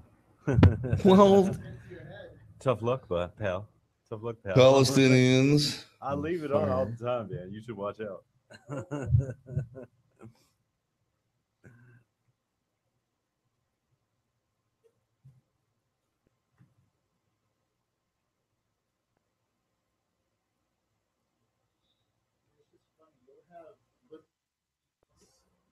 This have diverse opinions. You'll have liberal Democrats who actually support Israel, and you'll have some fundamentalist preachers who are actually against Israel. My whole research on this issue. Yeah. Well, that's because the people look. The simple case of the matter is that you've got to you got to start calling what people treat the Israelis with for what it is. It's anti-Jewish. It's mindless anti-Jewish hatred. It has nothing to do with reality. Yeah. Those people have been teaching us how to live for the last 4,000 years, and all we want to do is kill them. It's stupid.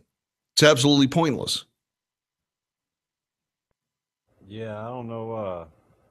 I don't know why all the Islamic people are against them. That's because the Islamic politicians spent too much time talking about how rich people were screwing over the poor people. Yeah.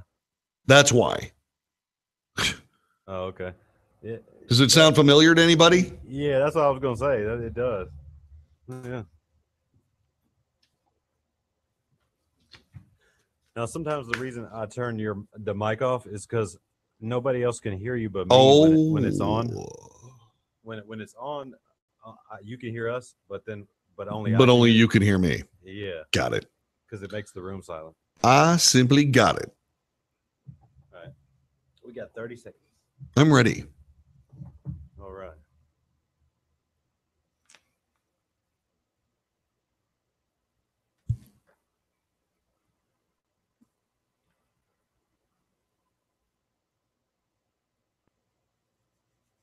All right, here we go.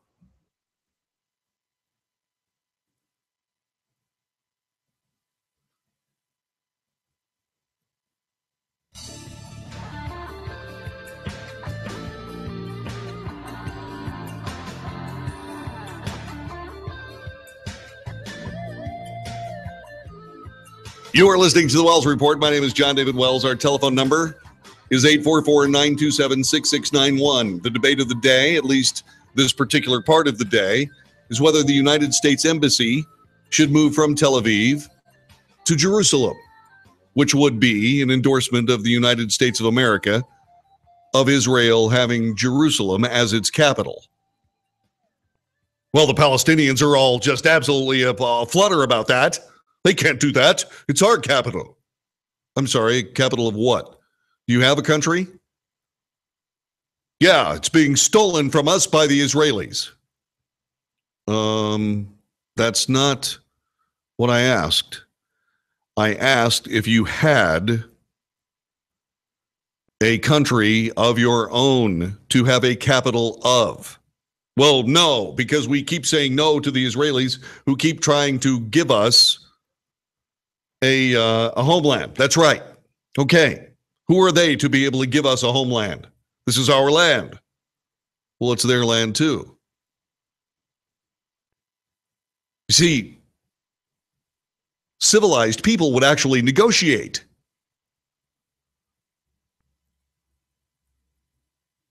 So if the United States of America does nothing, leaves the United States Embassy in Tel Aviv and does not move it to Jerusalem, Palestinians will fire murder rockets into defenseless Israeli neighborhoods. Suicide bombers will kill people hither, thither, and yon. Terrorists will fan out around the world, killing people hither, thither, and yon. If, however, we do move our embassy to Jerusalem, well, Palestinians will fire murder rockets into defenseless Israeli neighborhoods. Suicide bombers will kill people hither, thither, and yon, and terrorists will fan out around the world, killing people hither, thither, and yon. See, so the negotiation is either do what we say and we'll kill other people, or don't do what we say and we'll kill other people. Turkish President Recep Tayyip Erdogan warned the Trump administration today that recognizing Jerusalem as Israel's capital is a red line for Muslims. Really? What will Muslims do if we keep things the way they are? Oh, that's right.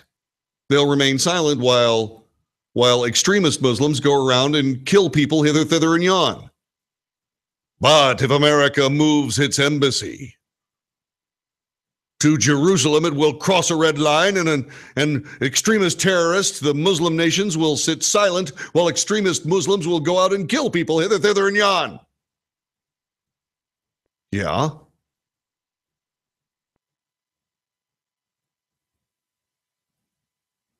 It's a zero-sum game. So you know what I say?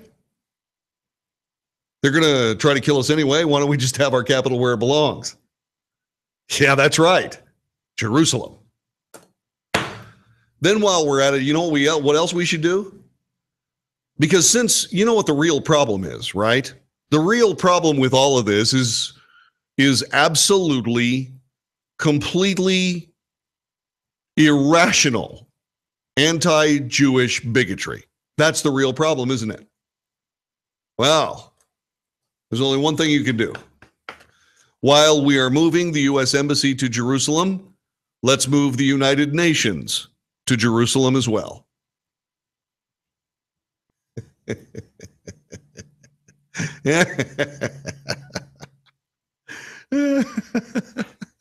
Can you imagine?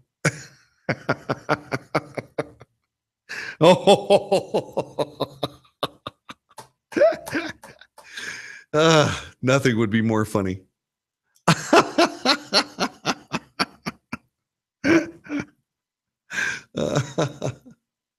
If you move the United Nations to Jerusalem, terrorists will go out in the world and kill people. What happens if we don't move the United Nations to Jerusalem? Well, terrorists will go out and kill people. Right. So let's just do what we want. How about that? I think it's a good plan.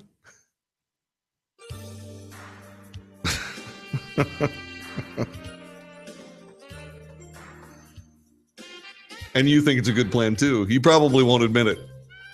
But you see, I'm about solving problems. I'm not about letting them just sit there and rot and fester. Get worse every year. The angry corpse of what's going on between Palestinians and Israelis gets uglier and more decayed every year. Gets hauled out whenever somebody wants to make some sort of political point. Well, it's so absurdly stupid at this point. Nobody wins if you do what they want, and nobody wins if you don't do what they want. So let's do what we want. You know what that's called? That's called objective reasoning. That's what that's called. And you hear a lot of it here on the Wells Report. This is the USA Radio Network.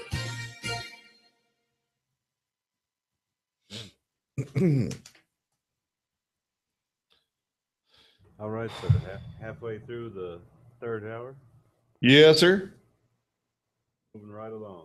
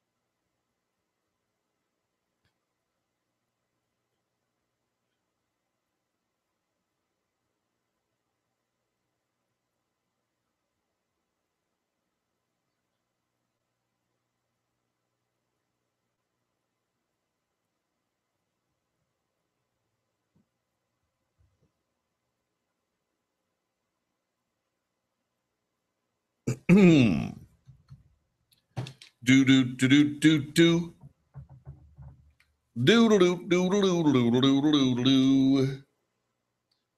Let's see here.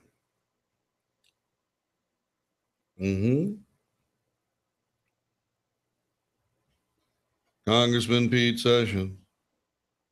Congressman Pete Sessions. Congressman Pete Sessions. Congressman Pete Sessions.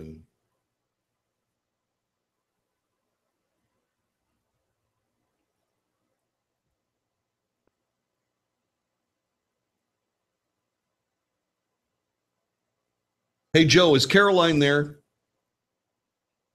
My name is John David Wells from the Wells Report in Dallas, Texas. Why, thank you.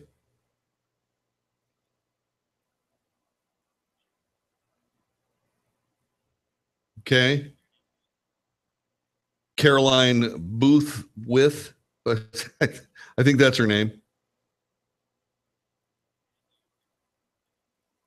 I'm John David Wells from the Wells Report in Dallas, Fort Worth, Texas.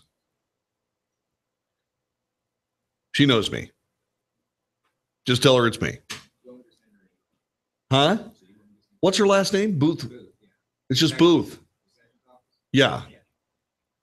Yeah, she just somebody, it's either her or somebody masquerading as her, just messaged me on iMessage and wants me to give her my home address, and I'm just double checking. Back in 30 seconds. Back in 30 seconds.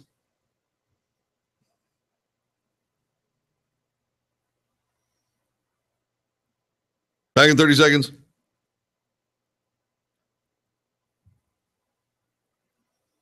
Is that the number you have for her? I guess not the number I have for her. 495-9337. Huh? All right, here we go. Hey, Caroline, was that really you texting me? Okay, I'll send it to you in a minute. Okay, bye. Yes, exactly. All right. You are listening to the Wells Report. My name is John David Wells. Had a little bit of business. You know, a congressional aide, from the chairman of the House Rules Committee, the congressman aide of Pete Sessions was calling me for my home address. And so I was busy there for a moment. Yeah, I know. Yeah. Hey, I know people. Not that they'll admit it mostly, but I know people. All right.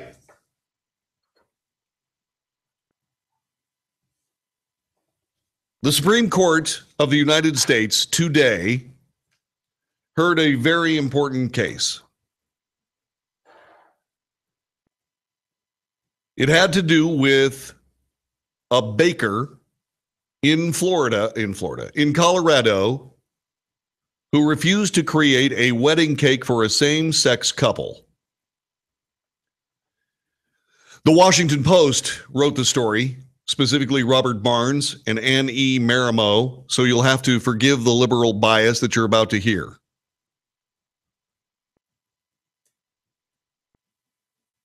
But this is what the news came. This was the news of today regarding the oral arguments of Masterpiece Cake Shop v. Colorado Civil Rights Commission. The Supreme Court seems closely divided over whether the First Amendment protects a Colorado baker who refused to create a wedding cake for a same-sex couple, with Justice Anthony M. Kennedy likely to cast the deciding vote yet again. Kennedy, during a nearly hour-and-a-half oral argument, gave both sides reason for hope and concern. He worried that the ruling for the baker would allow shops to put up window signs saying they refuse to provide wedding services for same-sex couples. They probably wouldn't put that sign up there. They'd probably simply put a cross up there. That's all it would take. I mean, gay America has the rainbow, right? What's wrong with putting a cross up on the outside of your storefront? Anything?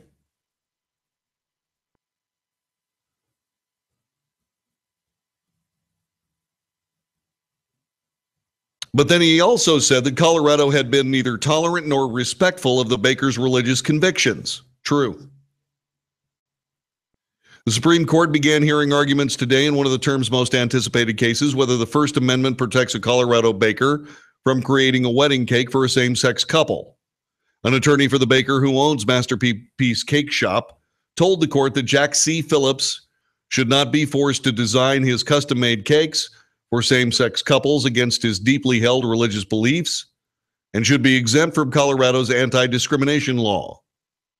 Several justices questioned other types of business owners and whether they would be exempt if the court made an exception for Phillips. Who else is an artist?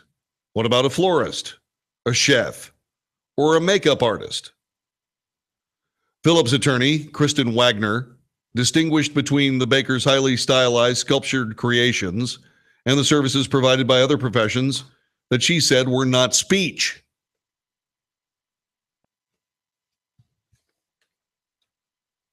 Justice Stephen Breyer said the court was struggling with how to draw a line when it comes to religious freedom protections. Obviously, we want a distinction that will not undermine every single civil rights law. The Trump administration filed a brief on behalf of Phillips. Supporters of the couple said it was the first time the government has argued for an exemption to an anti-discrimination law. But the government agreed with Phillips that his cakes are a form of expression, that he cannot be compelled to use his talents for something that he does not support. It seems to me that this is very simple. If you are someone who indeed practices an art, then you have, and it doesn't make any difference whether you're practicing an art or not. You cannot be compelled by the state to provide services against your will for anyone. You cannot be compelled by the state to practice your art regardless of what it is.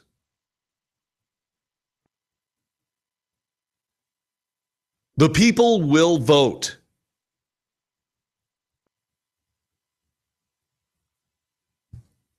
Crying out loud, it's not 1940 anymore. My God. The Trump administration, supporters of the couple, said it was the first time the government has ever argued for an exemption to an anti-discrimination law. Why? Well, because anti-discrimination law is flawed. Because you can't have an anti-discrimination law that doesn't provide for discrimination against someone. In the case of most anti-discrimination law, the anti-discrimination law provides for discrimination against the majority.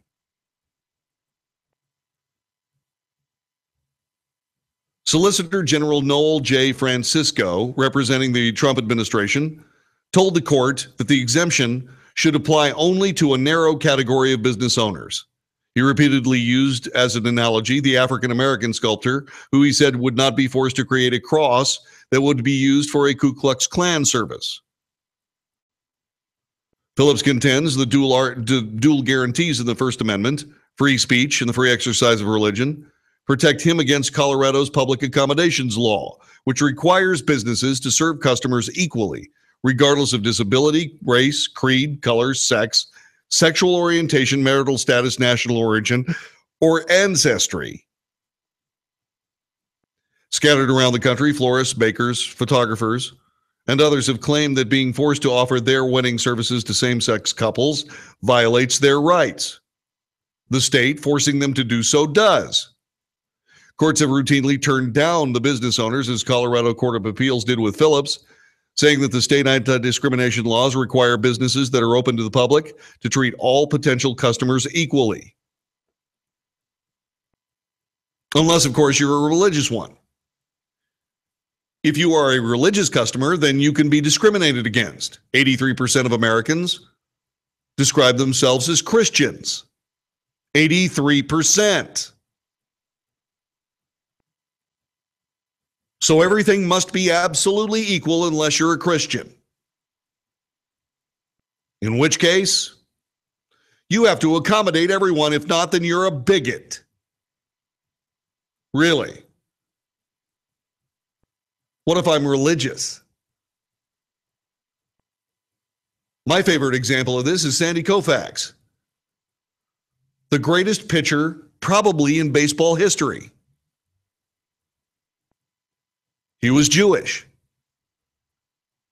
He played for years, not as many years as people would want, but he played for years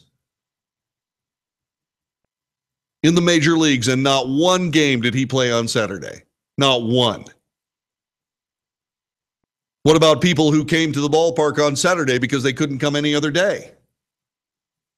Why shouldn't Sandy Koufax be forced to pitch? Because obviously, Sandy was discriminating against people who could only come to the ballpark on Saturday.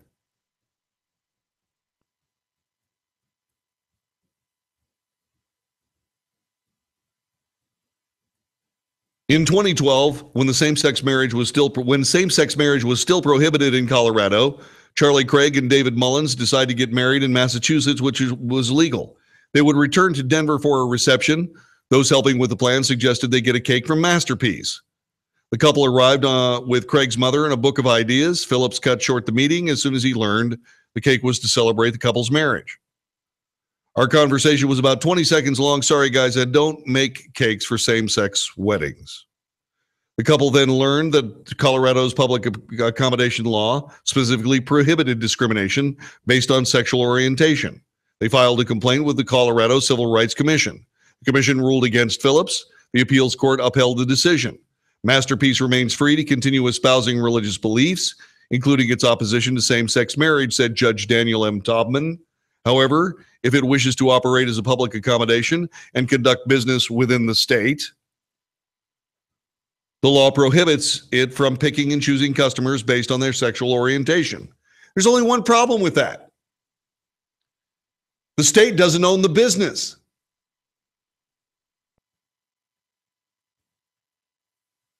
The state does not own the business. The state does not lose money when the business goes out of business because it makes poor choices. The business owner accepts the losses and the successes based on his standards and beliefs. That's called free enterprise.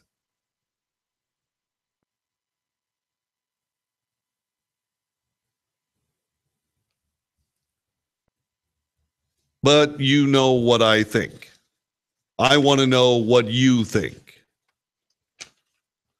So in the time that we have left on today's broadcast, please join us as a justice of the Supreme Court of the Wells Report.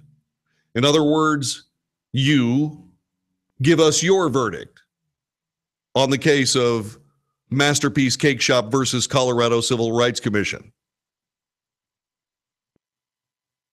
It is the Supreme Court of the Wells Report. Our telephone number is 844-927-6691. Put on your black robe. Call us on the telephone. Honored Justice, how do you find in the matter of Masterpiece Cake Shop versus the Colorado Civil Rights Commission? What is your verdict? 844-927-6691. 844-927-6691.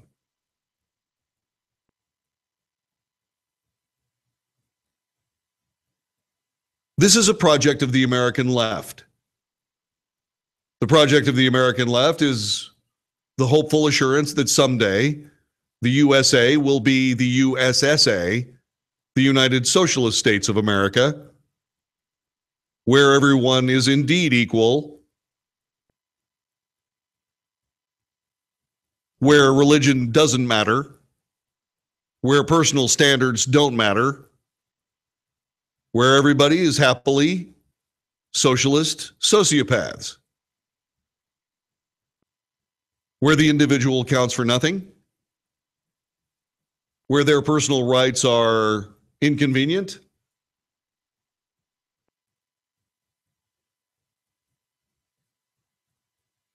and those who don't immediately and enthusiastically respond positively to the wishes or whims of the state pay a heavy, heavy price. There's a baker in Oregon waiting to see what this case turns out to be because, according to Oregon, this baker owes them $135,000 for discrimination against another same-sex couple. It seems as though they were horrified that people would actually disagree with them. Well, our rights are important. Sure they are. Are they more important than your neighbors who actually make business, who make wedding cakes? Apparently so. My rights are more important than your rights. Oh, I see. See, that gets back to the anti-discrimination law, means nothing. Anti-discrimination law means that the discrimination is taken away from minorities and placed on majorities. It is absurdist, leftist gobbledygookian crap. It's like illegalizing drinking. If people want to have a beer, they're going to have a beer. If people want to be racist, they're going to be racists. Don't believe me? Ask Benjamin Netanyahu. No amount of legislation is going to do anything to stop it. You cannot legislate morality unless, of course, you're a leftist and you can browbeat people into passing laws like the anti-discrimination law that only discriminates against the majority. And oh, by the way, runs roughshod over the First Amendment of the Constitution of the United States. This is a simple decision. This should be a 9-0 decision on the part of the Supreme Court of the United States.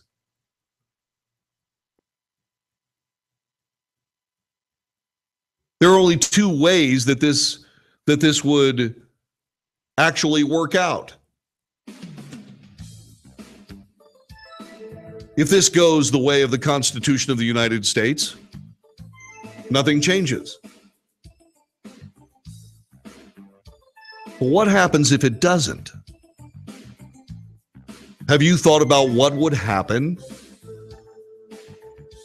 if suddenly anybody, regardless of their own personal standards, their own belief systems, their own morality, were compelled to act to the whims of the state? Have you thought about what this would mean?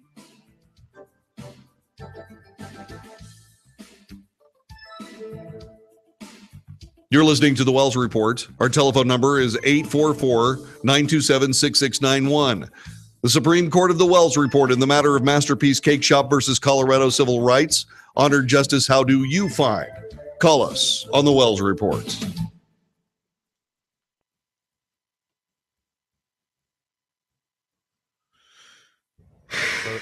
So they're finally gonna decide on that soon or something? Yep. Because that thing's been going on for a long time. Yep. Crazy stuff. Yep. Big yeah, it's crazy, man. I can't believe they can tell them they have to do it though. That's crazy. Yeah, it is crazy. It's totally stupid. Yeah. It's anti-American. In Colorado is turning into like. Well, it's been Californicated. Yeah, yeah. All those Californians left the state because they couldn't stand it. Yeah. And what they ended up doing was creating a mini California in the place of Colorado. It's probably, I bet you it's only in like those college cities in Colorado, like Boulder and maybe in Denver too. But I bet you there's still some okay parts out there in the country. Well, that's basically it. Yeah. That's the way it actually is. I mean, there are a lot of people that, there's at some point there may be a Northern and Southern California, because I mean, Northern California is decidedly different. Yeah. Than Southern California. Yeah. I've been to Monterey and Salinas and up north. Yeah.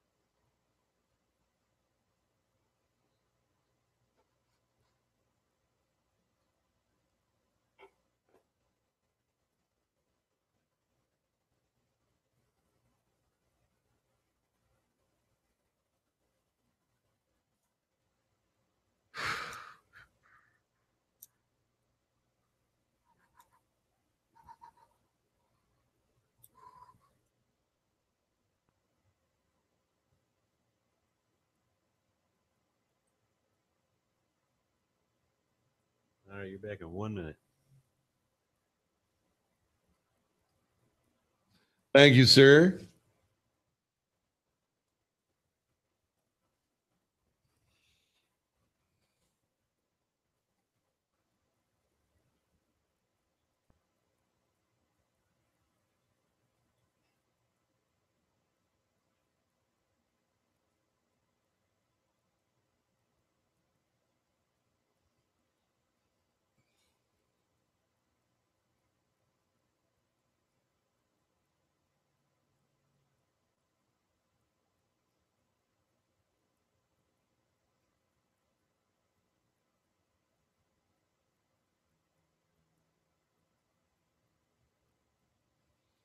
What?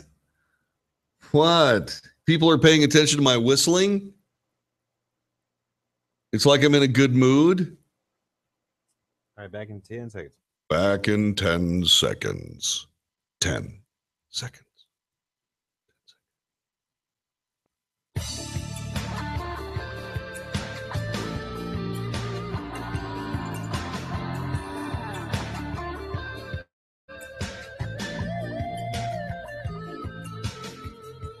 You are listening to the Wells Report. My name is John David Wells. Our telephone number is exactly 844-927-6691. Be a justice in the Supreme Court of the Wells Report. In the matter of the Masterpiece Cake Shop versus Colorado Civil Rights Commission, honored justice, how do you find? How do you find? I will start. Being the Chief Justice, I guess I should. I find for the defendant, Masterpiece Cake Shop. I find that the Colorado Civil Rights Commission, in its effort to make everybody equal, are doing so at the expense of the civil rights of the defendant.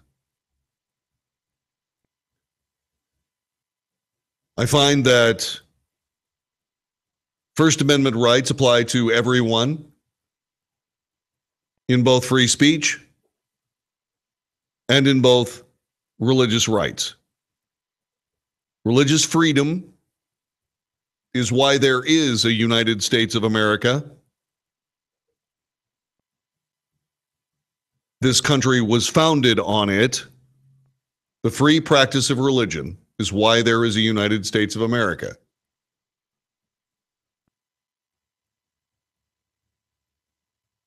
If indeed the Supreme Court of the United States sees fit to demand that an individual be forced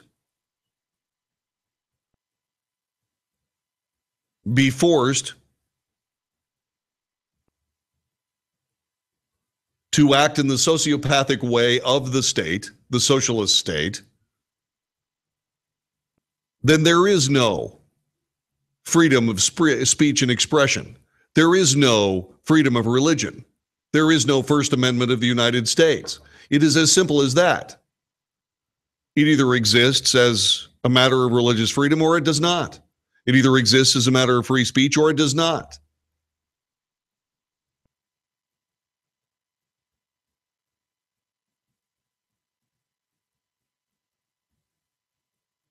If the Supreme Court of the United States finds otherwise,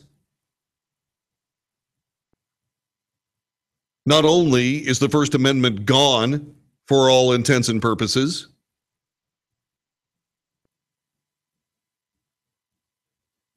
but also there's another dynamic here that people just don't pay any attention to.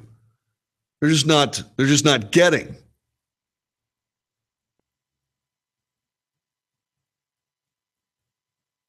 It is monstrous that what happens is that the Supreme Court of the United States thus redefines marriage. Not civil unions. Marriage. Marriage is a biblical institution. The First Amendment says Congress shall make no law. Neither shall the courts. No, the Congress shall make no law abridging the free practice of religion. That is what this man has done. That is the text of the First Amendment. Congress shall make no law, neither shall the judicial system either. The judicial branch shall make no law either. Not only that, but that creates an official state religion, which is another violation of the First Amendment. So the Supreme Court can either continue to be American or they can take us down the road to a different country with this case.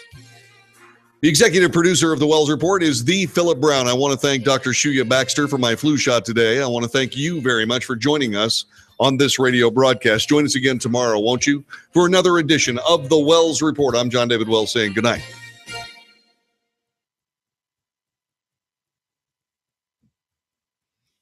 All right, sir. Good show today. Thank you very much, Lee. And have a good evening. And Thank you, sir. All right, and we'll see you back here tomorrow afternoon. All right, sir. Thank you. All right, man. Have a good one. You too. Take good care. Later. Yep.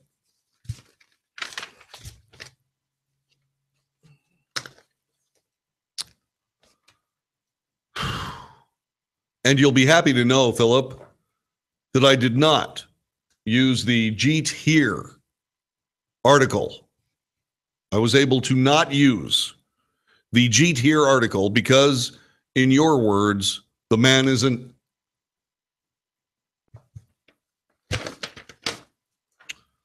All righty then.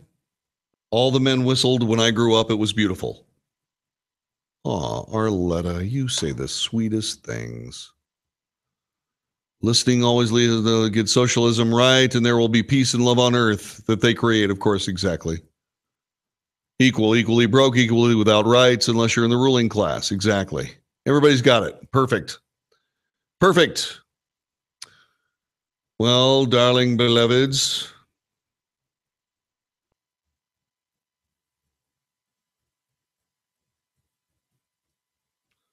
I am going to go home now. I'm actually going to have a post-production meeting with the Philip Brown, and it will be fun.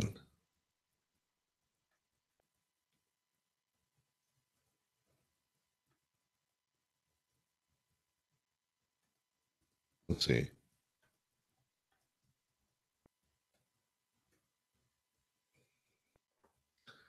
Okay. So what am I going to do next? I'm going to go over here, get rid of that, go over there. And it's time for the great big kiss.